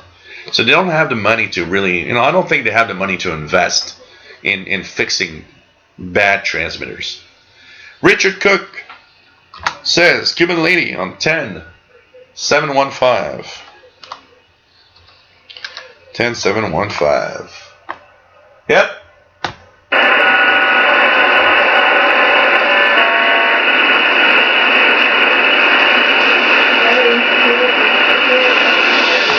Well, are you guys seeing that huge signal? I'm going to zoom in here to that thing. Look at that. There's a huge signal of noise from 10.562, 10.563, all the way up to 10.615. Look at that huge signal. This is huge.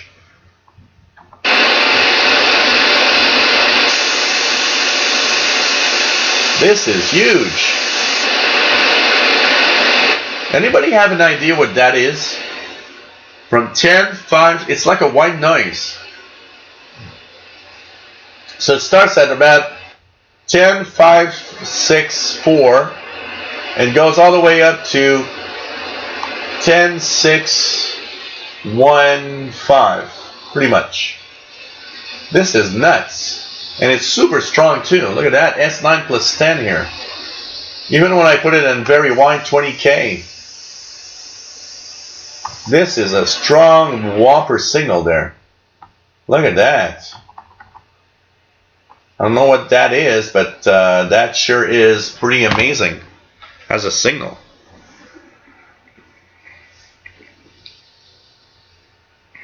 And that's an interesting question. How is medium wave in Germany during daytime?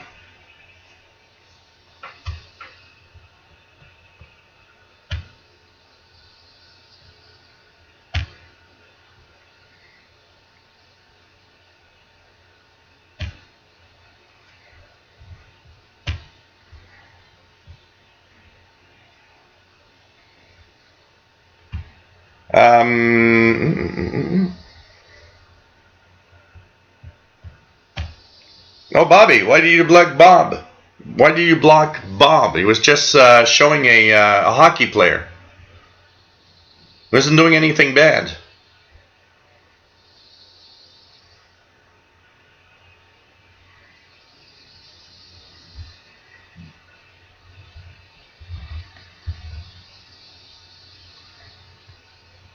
Bob wasn't doing anything bad. It was just showing a one of the hockey players that he was talking about.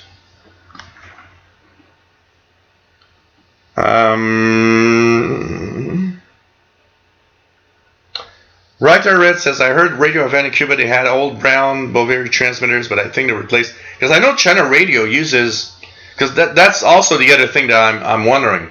China Radio International does use some Cuban transmitters, so maybe they could use those transmitters, but I think China Radio had their own transmitters there rather than using the Radio Havana, Cuba ones to transmit to North America, for example.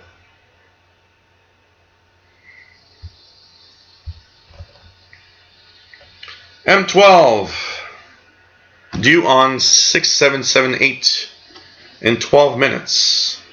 Is it too late already? Let's go here. Let's try that out. Hey, Tony Perron, nice to have you here.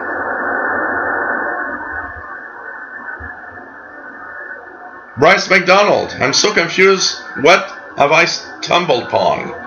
I was watching footage of nuclear testing and now I'm here. Well, you're with the last people that will help you when nuclear bombs fall everywhere. Yeah, it's some kind of over the horizon radar, but it's very widespread. It's very, very wide. I mean, wow. Pretty amazing. No, it's not something here, because I could see the fading in and out of the signal. And I've seen that signal appear, J.D. Williamson, in many different places in the shortwave spectrum. And it's really, really, I don't think it's a jammer, honestly. I think it's some kind of transmission of some sort. Darskat Lovasco, nice to have you here.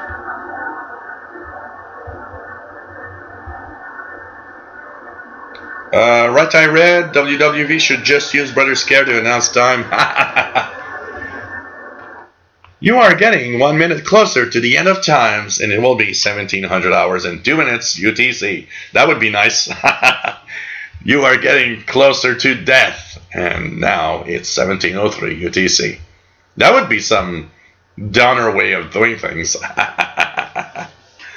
Dars Catalavasco says, I think signals over the horizon radar. It's possible, but it's a huge bandwidth. I can tell you that. A huge bandwidth. Huge bandwidth. Brett Wayne says, voice on 10615 lower sideband. 10615 lower sideband.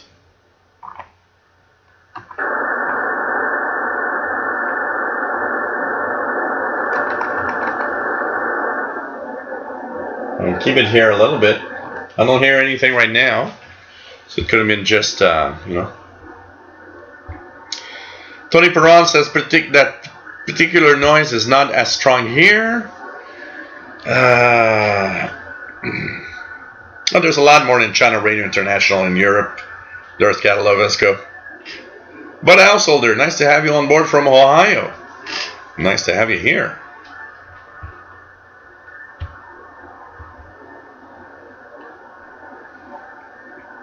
Pretty cool. Keegan says 10,000 WWV strong. Let's check it out here. 10,000. What do I have?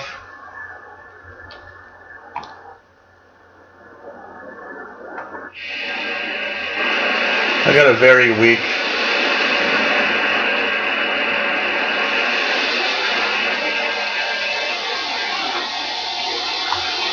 Let's try 9996. Oh, yeah, WWV. Not super strong, but it's there. Let's try the RWM time signal. Nothing on 9996.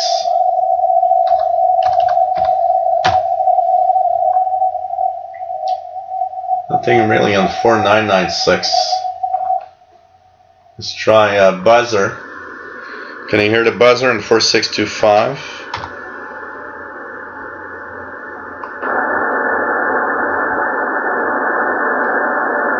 No buzzer in 4625 here. So, okay, Darth Catalog Vasco says he's from Ireland. Cool. Brian Penny, Amphetamine Radio on 6925. Let's check that out. Let's check that out. 6925.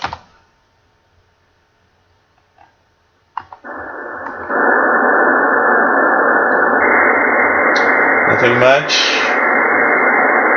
What's this here?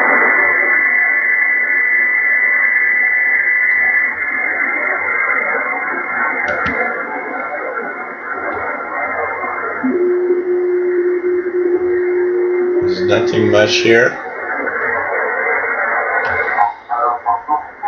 Chesapeake, Virginia weather, 6501.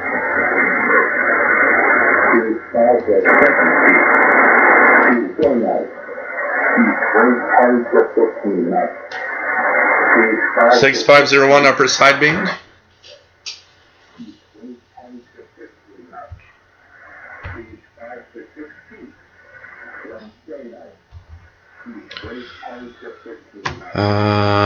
Mathambali says the fat one, the new name now, the fat one.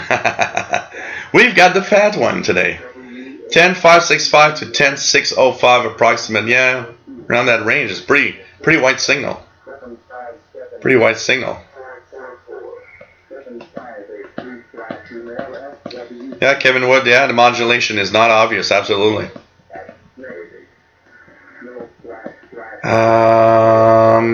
No problem, Bobby. Chris Crichton, nice to have you here. Yeah, those old Radio Shack multi-band radios.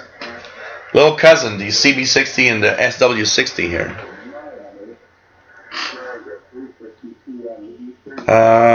Ray Lyle says, SDR Uno is close to having a new version. It'll have scanning capability plus some other updates. It's going to be nice to see. I'm going to update for sure. For sure. Keegan says, I've heard 700 WLW, 1530 WCKY from Cincinnati here in Northwest Arkansas at night. WLW most of the time. Cool. James Hauser, nice to have you here. Have you ever used any Morse code decoders? Yeah, I've used a few. I've used, I use, of course, the Morse code decoding in big apps like, or software like the Multi-PSK or FLDG that are okay. Somebody pointed me to one that was called CW Skimmer, which is not a free one, but he was telling me that it actually is much better at decoding, and the problem with decoders, and I think that's probably what would be the most difficult. And the problem with decoders is that with computer decoding signals, it works right. It works well. But with human sent CW signals, it's another story, because the human sent Morse code isn't always very stable in its speed, and computers have a hard time decoding Morse code that isn't at a very specific and very, very well done speed. Computers, it's 0 and 1. It's not 0.5. So when the speed of a human isn't always consistent, pretty much every software has a lot of difficulty decoding right. It's a hit and miss sometimes for Morse code signals with Morse code decoders. I can't say I have one. I don't know. Anybody out there using a Morse code decoder that is worth that you would say is the best all around, that even does a job amazingly well for when you have humans sending decoders. So I don't know. Most of what I've used is William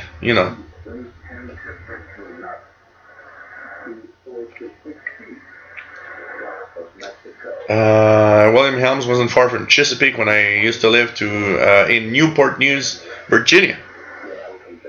Da-di-da, nice to have you here.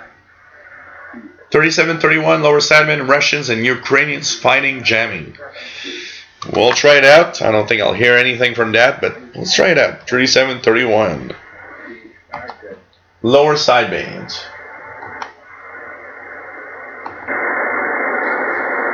Nothing much. There is some activity though on the 80 meter band.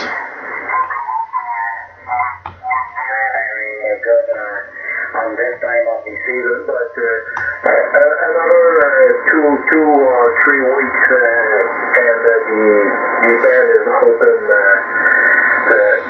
better. Thank you so very much, Richard, for the comeback on my call. I put your call sign on my rock book on the QRZ, and I watched that for the award, and I don't have your county the New Hampshire on my rock. I'm double happy. Thank you so very much, and good news, and I hope so to communicate with you another time on the best condition. 73, and I see you my best wishes for this new year for you and your family. Hello to Romeo Victor Echo to Sierra Yankee. Very fine, Sylvie. Well, voyons c'est mon projet, faire mon information aujourd'hui. Vous êtes correct pour ici maintenant. 59 et tous dans j'ai utilisé well, the guy is actually the U.S. station is actually speaking French. That's kind of nice. Hey, take care, Johnny the Xer. And tomorrow, don't forget, guys, it's a VHF UHF show tomorrow. Shady Pyro 90, nice to have you here. Take care, Sean Fahey. 127 viewers. No, that's not a record. The record is about 150. I believe it's 157 that I've had when we did the harp. When we had Chris Fallen from the Heart team in Alaska doing that, we had 157 that night, which is the record right now. It stands at 157. Cyberflyer 1, nice to have you here. Always nice to have everybody on board. Don't be sorry you're late. There's no being sorry because you're late. You're here or you're not. We have other things in life than just watching Jill on the YouTube live stream. D-Raf, nice to have you here from Kingston, New York. Pretty cool. David Arden says, I saw a video of someone with a KX3 and that had the same problem decoding CW. CW sent by humans is always difficult to decode on most software on the PC, unfortunately. Ray Lyle says, when I decode CW, it's a crapshoot sometime. One word fine and garbled up, then fun again. Yeah.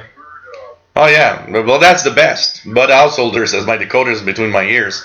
Has worked well for over 50 years.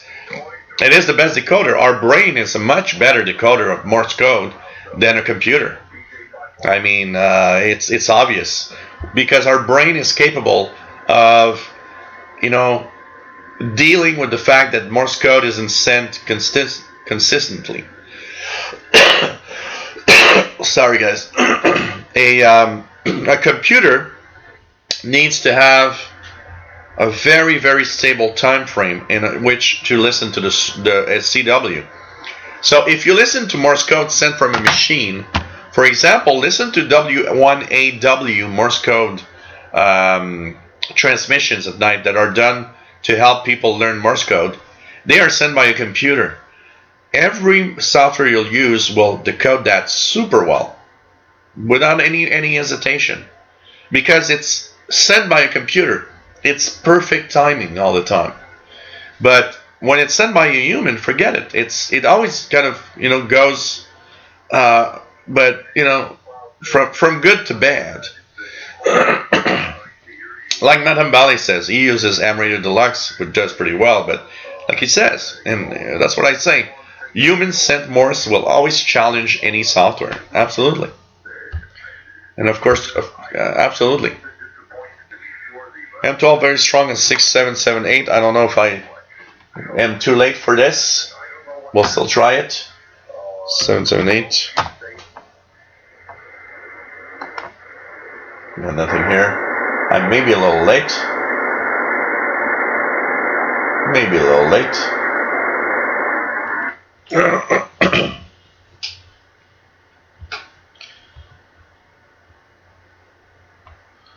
Niraf says, let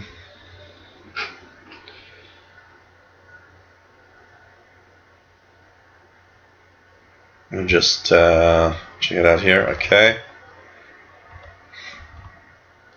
Yeah, absolutely. Like J.D. Williamson says, your brain is really, really, really the best. DRF says, anyone here in the continental U.S. currently not have a shortwave radio? I have a new inbox Kato, and he's willing to donate the radio. So anybody that does not have a shortwave radio, you want one, DRF is willing in the U.S. to donate one for you guys. So anybody wants it?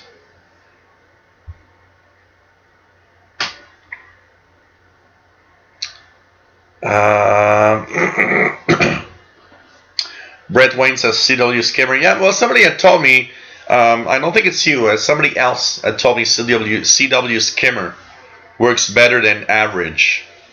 Maybe I didn't test it enough, honestly.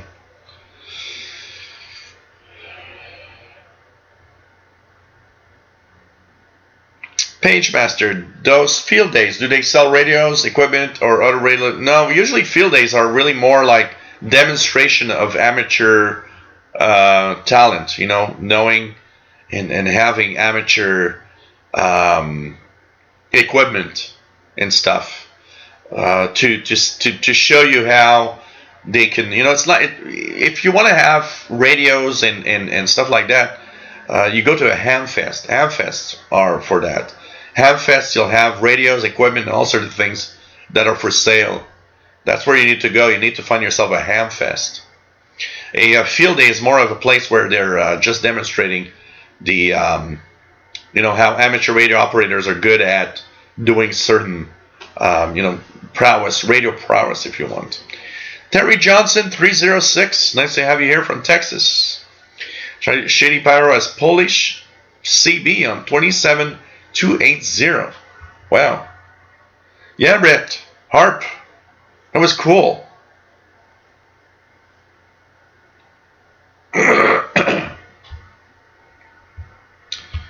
Jerry, what? Watching Jelly is the only thing to do on Friday? Hey, Flyer Kurt, nice to have you here. W0JRC in Missouri. Nice to have you on board. Pretty cool.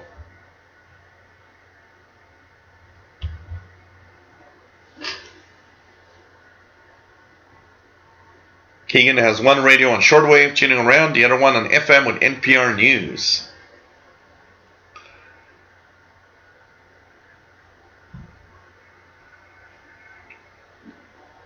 Oh man, you know what? Radio telescope? I remember buying a, today we use a computer and the sound cards integrated into our computer, and it costs nothing. I mean, we just need software.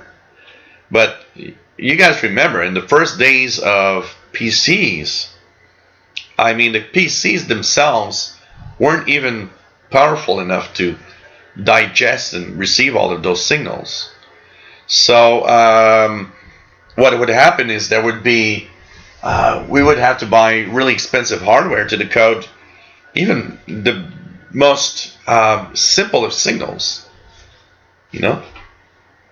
8718 might be better in 12 minutes for M12. 8718. Let's check it out. It's 8718. We'll see if it gives us anything here on that frequency at some point. Oh, okay, Page Master. No, a field day is more of a demonstration of what amateur radio is capable of doing. Euros and his sisters. Do you want me to donate? Absolutely. Of course. We like donations? For sure. For sure. 8718. Okay. Matambali says Sunday mornings. Yeah, of course. The International Radio Report, where I'm part of the show. Yes. I haven't seen the rest of his conversation, so I have no idea what that person did. So, yeah, International Radio Report on CKUT, 1530 UTC, 10:30 a.m. Eastern Time. Of course, I'm part of the team with Sheldon and David. Andy Tobin, nice to have you here.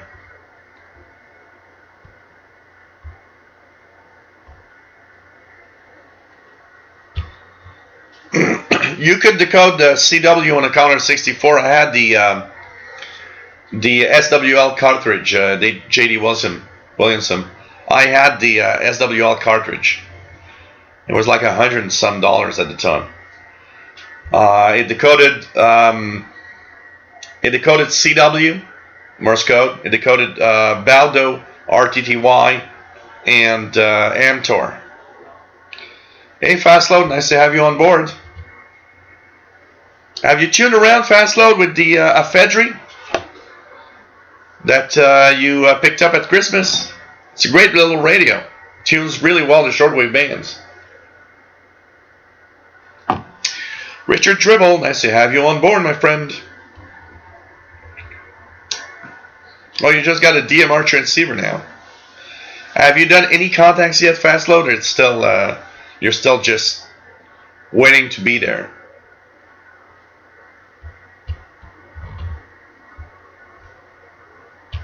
So let's just check out we were about to check out the 49 meter band earlier, but I know there's going to be, what time is going to be the transmission for 87?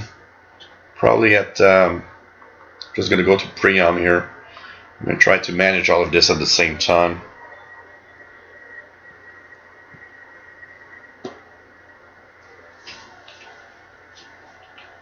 Hey, Terry Colgan, nice to have you here. Well, you know what? I'm out of beer. So you got an ale out of the fridge? Well, I gotta get a beer out of my 6-pack. And here we go. And here we go. And let's fill up the beer. Well, these do a lot of 2240 UT. Okay, thanks, Richard. We're going to check that out. What we're going to do, guys, I'm going to take a break I need a pee break. I need a little pee break. So I'll leave you guys with one signal. 6501. What signal can we leave everybody with? We'll check that out. And we'll be back in a few seconds after my pee break. What's here? Anything I can leave you guys with so that you guys have something to listen to? It's 22:30.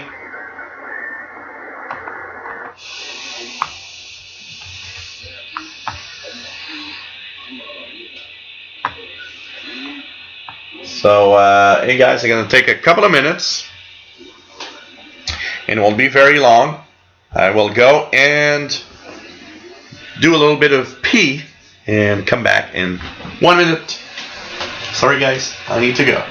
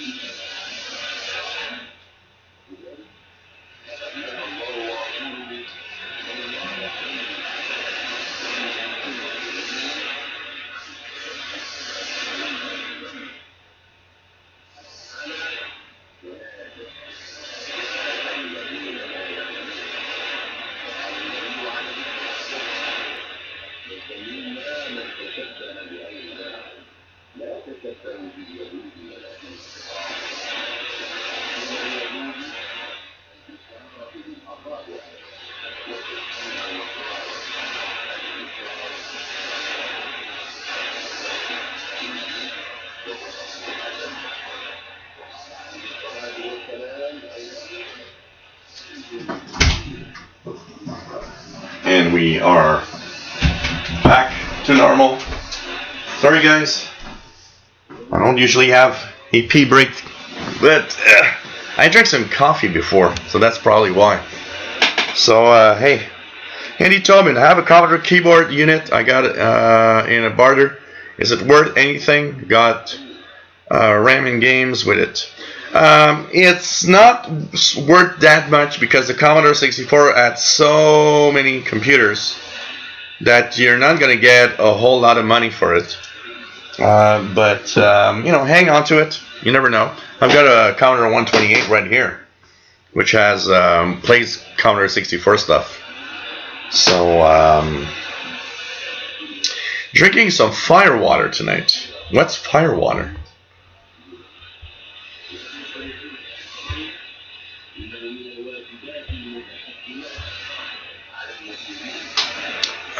What else do we have? McGlone, hey there, nice to have you on board.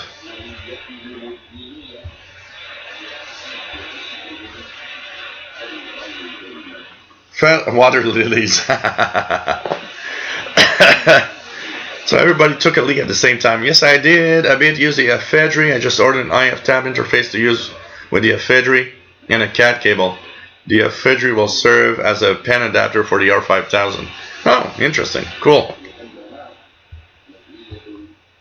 So fast load is Victor Echo 2, Echo, Romeo, Bravo, VE2 ERB. Nothing much. 6040 is, I believe, Algeria from France right now.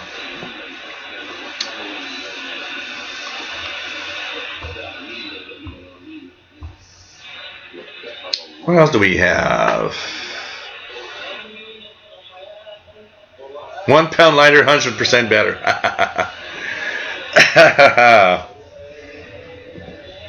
James Hauser's helping everything came out alright. Flesh twice, it's a long way. I flesh twice because as my cat will often go drink in the toilet. Kevin Wood is VE1 TV. Pretty cool.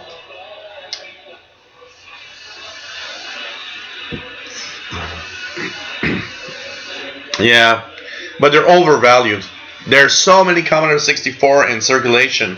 They're not worth, most of the time I don't find they're worth the price that people sell them for. Gary Horvin, nice to have you on board from Japan. Hey, Mark Schmidt from Maine. Of course, better late than never. Absolutely. Pretty cool. William Helms, the same guy that got an Apple in an overdue stockage locker he gave a bid for. You know, also I got a Macintosh Plus. They were talking about how the original Macintosh is 35 years old. 35 years old this week, and which was really the first computer that started the Mac revolution, basically. And I don't know if you guys are gonna see this, but look at that. I've got the if we look at the top here, I got right there. This is a Macintosh Plus with the 20 megabyte hard drive just below it. That together was $5,000 in 1984, 85. Crazy. Unfortunately, the flyback is gone, so it needs to have a new flyback. But it did work for a while. And that's the Commodore 128 right here. And of course, I've got an Atari. The hell's that? Below this, there's a Atari 1040 ST right there. You know, the other side over there, with other radios where I'm trying to make some space, there's an Amiga 500. And of course, there's a Fender guitar and a Marshall amplifier below. Underneath all of my clothes, basically tons of stuff. So that was the quick tour of my big mess. Oh man.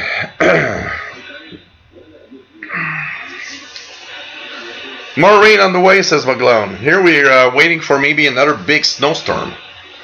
Paul Knight, nice to have you on board. KC2NXO. Pretty cool. Cool.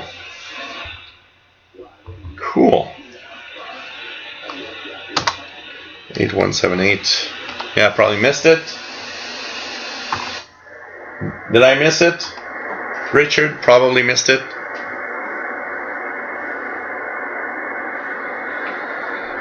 What else do we have?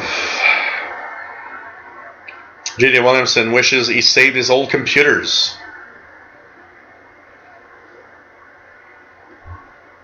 I love so much junk. Oh man. So, but the apart from the Macintosh Plus, the Commodore, the Atari, the Amiga, they work perfectly. I've got games. I've got even have cables. So I just when I want to play a few older games, I just pop in. I played. You guys are gonna laugh. I played Leisure Suit Larry 3 or 2 on my Amiga 500 the other day. I started the game. I mean, I played the whole series of Leisure Suit Larry. I don't know if anybody ever played, if you guys played that. That was one of my series that I found so funny. Leisure Suit Larry was just great. I love Leisure Suit Larry. That and King's Quest. I loved that series. Of course, Aztec Warrior. Of course, Aztec Warrior. I mean, I played all those Leisure Suit Larrys. I played my first Leisure Suit Larry on a Commodore, number one. Then I had a PC with a Sound Blaster card and a EGA graphics card. If you guys remember, on the PC side, there was CGA. Then at first there was the green monitor. Then there was CGA, which was like 4 colors. Then EGA, there was 16 colors, and then there was VGA. I had a 286 that had a EGA card with a Sound Blaster. And a friend of mine was so happy because he had the CGA card, so he would play like Leisure Suit Larry 2 or 3 in 4 colors. But when he saw Leisure Suit Larry on my EGA with 16 colors, like, oh, it's so beautiful. It's just like, So anyways, I played all the Leisure Suit Larry until the last one in, I believe it's 2004, the last one on a PC, which has, of course, much better graphics. But I loved the series. I loved the Leisure Suit Larry series. It was hilarious. That was kind of hilarious. And you know what? I was actually thinking that with the Me Too movement and the way that we are so sensitive today about how things happen, I wonder if Sierra, which doesn't exist anymore, would have released Leisure Suit Larry in 2019. Do you guys think that would have, for those that know what that is, I think they would have a hard time selling that type of game in 2019. I don't know. Yeah, absolutely, Richard. I remember being stressed out because you would move on and the music would get more stressful, and because the music was more stressful, you were actually having more problems playing the darn game because you're just being stressed out. I remember doing like a full level, turn of all the levels and just being stressed out. It was like, man. You know what, Kevin Wood? I actually played Carmen Sandiego on my Atari right here about a week ago. I found a game online and I made the floppies. And where in the world is Carmen Sandiego? Yep. They were kind of fun games, though, when you think about it. They were well done. David says, love the tour. When I was a kid, I had an Atari at home. I don't know if it was a 1040 ST, but it wasn't. It was close. There was a monochrome monitor and external disk drive, too. It probably was another model because the 1040 has its own floppy disk in the unless you're talking about a hard drive. It has its own floppy, and the output should be more than monochrome. You're probably referring to an Atari, an older Atari than that 1040 or the 520. One of the first Ataris probably that came out. Man.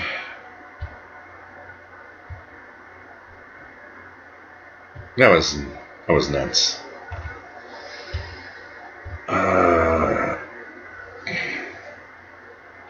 Jack N9IIF says Mac Plus packet controller worked U2MIR or U2 Mir Russian space station via packet. Lots of fun. Wow.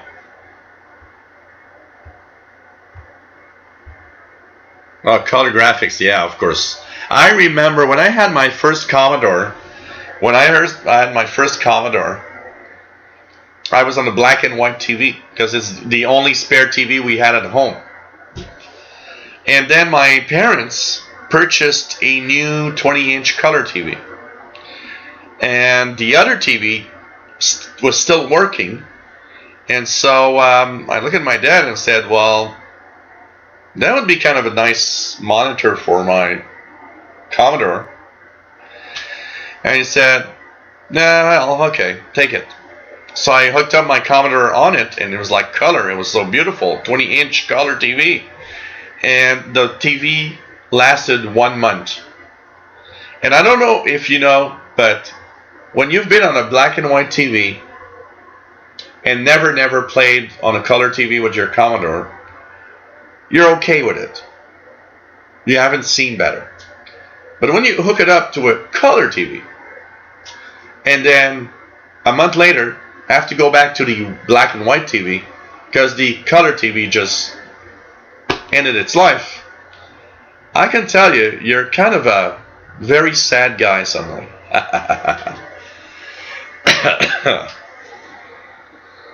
Oh man. William Helms, Bobby Reverse, I used to have a Magnavox Odyssey 2 console. Wow. Crazy. William Helms, years ago found a Dragster cartridge for my Atari, dug it out, 5 minutes just to play it. It was cool. It is cool. Some of those games are still amazingly fun to play. I got to say. Some of the games are still really a lot of fun to play. When Gabriel, my nephew, comes here, we play World Games, which is always our favorite. Take care. Take care and have a good pizza, Ray Lyle. Oh man, crazy. Flyer Kurt, Timon Sinclair 1000, his first computer in '83. My first ever computer was a Commodore VIC-20, and that was in early 1983. A Commodore VIC-20, made crazy.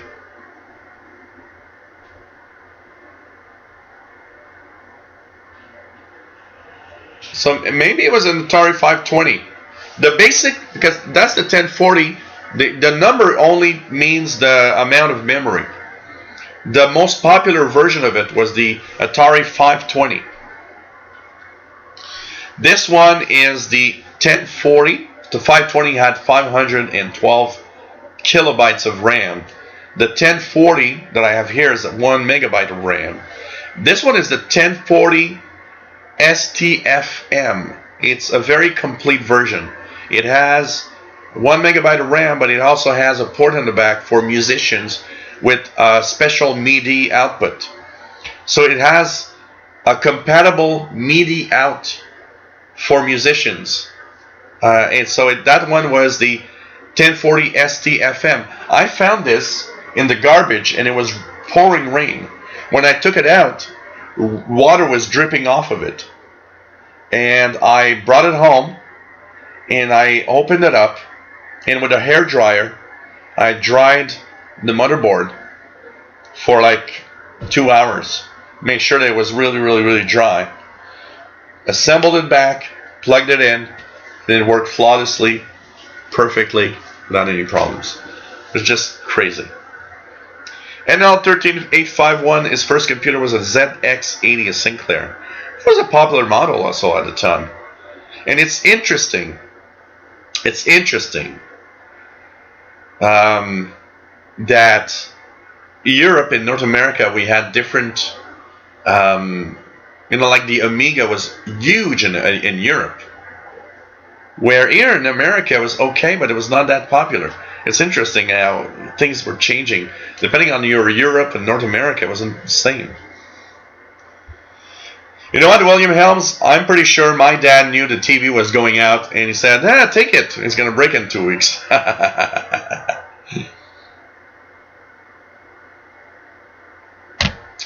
All I can say, J.D. Williamson, is when the TV came out, when the color TV gave out, and I had to go back to that darn black and white, I was a sad guy, I can tell you that. David Zientara, nice to have you here. Had a VIC-20 on an old Magnavox black and white TV. Wow. Terry Colgan, first computer, Timex Sinclair in 78. McGlowan, my father made a heat kit color TV. It took 3 weeks to make, installed it on the wall. Wow. Richard Tribble says, remember Data Pack from Bell Canada? Yeah. Oh man. Brian Penny says, I will date myself. Joust was my favorite video game on my Timex Sinclair PC with 16 megabyte or 16 kilobyte. It was not 8 megabyte back then. It was 16 kilobyte. Still works. For what? I do not know. You know what? Joust, I played Joust on the Commodore 64. It was a fun game. David Zientara says, and then we upgraded to a PET 64, which was better, but still not quite right because you couldn't play games, so we got a Commodore 64. I mean, the Commodore 64 was an amazing machine. For the time, it was an amazing machine. I really had a lot of fun. Page Master, one of my best friends at the time, in the 80s, he's still my best friend today, had a ColecoVision, and he had no games. And I remember learning, like spending weeks at his place learning ColecoVision Basic and programming. And I had programmed a Pac-Man style game out of Basic for his ColecoVision, which was almost the only game he played on it. I was amazed at the ColecoVision tapes, that they were like fast forwarding or going fast, like, rewinding fast, and they could find a spot where a game was or a software was and load it. It was like, wow, okay, cool, kind of funny. The thing on the Commodore 64, the only thing on the Commodore 64 that was nuts, boy, did it take a long time for games to load. It was just dreadfully slow. And I remember when the Computes Gazette magazine had a software called TurboDisk. You would enter TurboDisk, and you would actually save your games with TurboDisk. And as long as you had TurboDisk part of the computer, it would write and read so much faster suddenly. It was nuts. That was nuts. Mountain Valley, I get a feeling I may be the only one that had a TRS-80. 1979 made a lot of modifications to it. I remember, and I still have the chip here, and I don't know if I can quickly find it, because you guys are going to find it so funny. I still have the chip somewhere, but I don't know if quickly, I don't think I'm going to find it, so I'm not going to spend too much time. But I had oh, look at that. Okay. You guys want to talk about old times? So this, I didn't even know I still had this. So this is, I went to my old drawers here. This is a Commodore port adapter for a serial modem, because I had a 2400 baud modem on my Commodore computer. This thing cost me $40 at the time. Crazy, eh? Oh man, I don't know. I can't find the chip, but if I find it, I would show you guys. I got a SPO256 chip that is a speech processor, and that chip that I still have here, I made a speech synthesizer in a magazine that was called Ahoy. They had the chip, so I went to Radio Shack. I got the SPO256 chip, which was a chip that worked with like the phonetics of the wording. So you could have it pretty much speak any language if you want, almost, because you just had to use the correct phonetics with the words. And I remember I did that. Oh man, crazy. You know, J.D. Williamson, we go everywhere here on this show. I can tell you that. Oh man, pretty crazy. Pretty crazy.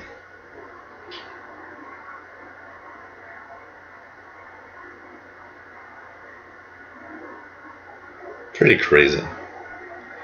The TRS-80. Oh man. Man. Fastlight had a TRS-80, Coco 2 with drives and stuff. Yes, the Commodore 128 does have a Z80 processor, David Zientara. You can actually have CPM boot up on the Commodore 128 here. Oh man, pretty crazy. Andy Coley says he's still got his Sincere Spectrum fully booked. Wow. Right, I read somewhere there was a radio show that transmitted computer programs for our home tapes, sort of a 1980s radio download pre-internet. Possible. There's so many things. Dana F. from Providence, Rhode Island. Nice to have you here. William Helms liked the Coleco football game better than Mattel one. Neeson Greenwich, nice to have you here. Star Trek game on a TRS-80. Wow. Oh man. No, I've never played the E.T. game on the Atari, which is what the worst game ever. Man, that's so crazy. Matam Bali says, cool gel, I bought the little full track synthesizer for the TRS-80. I have since pulled the chip and put it on an Arduino, controlling it from a PC now. Yeah, from the official Shortwave to the old computer show. You know what, Matam Bali? I did that, but then after there was a program called SAM for the Commodore that would actually make you have speech processing within the computer. Hey, take care, Radio Comms. And we have Radio Exterior de España. Does it come in right now tonight? 9690? I've got no reception of Spain at all. Anybody getting Spain 9690? Pitfall for Atari 2600. I had Pitfall on the Commodore. I would play Pitfall and Pitfall 2 on the Commodore 64, which was a lot of fun.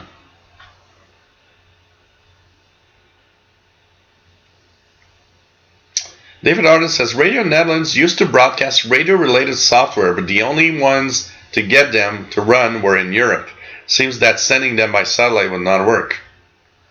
So I got nothing on 9690 for Radio Exterior de España, unfortunately.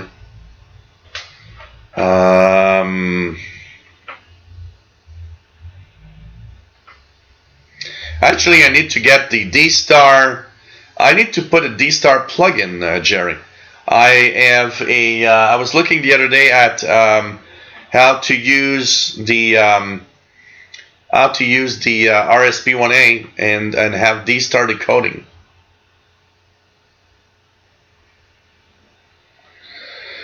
Sheldon, no problem. On Sunday, I'll have whatever it needs to cover up the time left. So don't worry about it. You know what? I'm in there partly for that. If you don't come up with too much, I'll have enough to fill up whatever's left. So there's no worries there. See you Sunday morning, Sheldon, unless you're here tomorrow night for the VHF UHF show. So take care, Sheldon, and see you Sunday. Brett Wayne has 9690 S5 in Salamanca, New York. It's interesting because, I mean, Salamanca, New York isn't that far when you look globally at, where I am here in Montreal. And I'm not getting Spain on 9690 at all. It's there, but it's very weak. It's too weak to really make out, honestly. Maglone, ever hear about a Atari Punk? Nope, that doesn't ring a bell. What was that? Richard Treble, back was my DRM and a whole lot of guys come there. Yeah, Jerry, there's a D-Star and there's several different decoders that work out of the SDR. And that's what I'm working on. Creating an environment that could decode all of that, but using an SDR rather than having a dedicated receiver, for example. So, of course, I'll be posting stuff on my YouTube channel for that, for sure.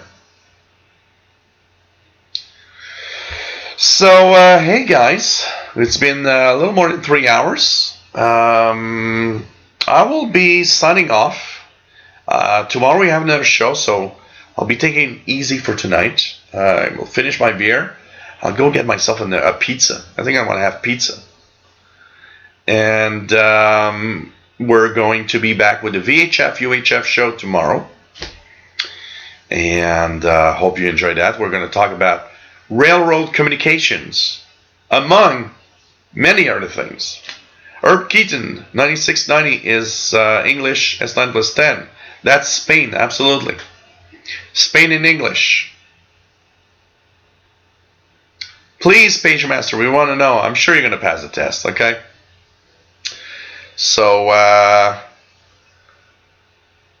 we're going to say bye-bye, going to get some pizza, and we'll be back tomorrow at 2000 UTC with more on VHF UHF, which we haven't done in a little while. Richard, we started at 2000 UTC. It's been 3 hours now. 3 hours and 4 minutes on live, my friend. Please keep your arms and legs inside the vehicle until the show comes to a complete stop. No problem, Dana. So tomorrow, VHF UHF. Next show is incredible, but next show, next week, is going to be February 1st. Isn't that incredible? Next week, on Friday, will be February. The first month of 2019 already gone. I just can't believe it. Hope you guys enjoyed today's show. Last but not least, if you enjoy what I do, donations, of course, it helps a lot, and it is always welcome to stay afloat and have these shows going on. Pay for equipment, for the huge internet bill that goes with the fact that I need to stream, and I hope that you enjoy today's show. PayPal.me/shortwave, Yahoo email that you see here, and of course join 12 patrons on patreon.com that give me a little something every month, and we're going to it's always really helpful. For those that don't know, tomorrow's show is on youtube.com/official VHF UHF channel. That's where it's happening tomorrow. It's not here. This is the Shortwave channel. It's on the other channel, the VHF UHF one. So that's where it's going to happen tomorrow. Railroad communications and scanner radio, police scanners, all of that. We're going to talk about the other side of the spectrum. This one is below 30 megahertz. Tomorrow it's above 30 megahertz. So come and check it out for tomorrow. And thanks for being great fans, guys. You guys are great. It's always a pleasure to be here. And yes, William, you got to get your friend to watch the show tomorrow. Railroad Communications and more. Bye, my friends. Stay safe. Love you all. And enjoy the rest of the day, night, or your sleep if you're late at night. See you tomorrow. Bye. Take care, my friends. Always cool to be here. Peace.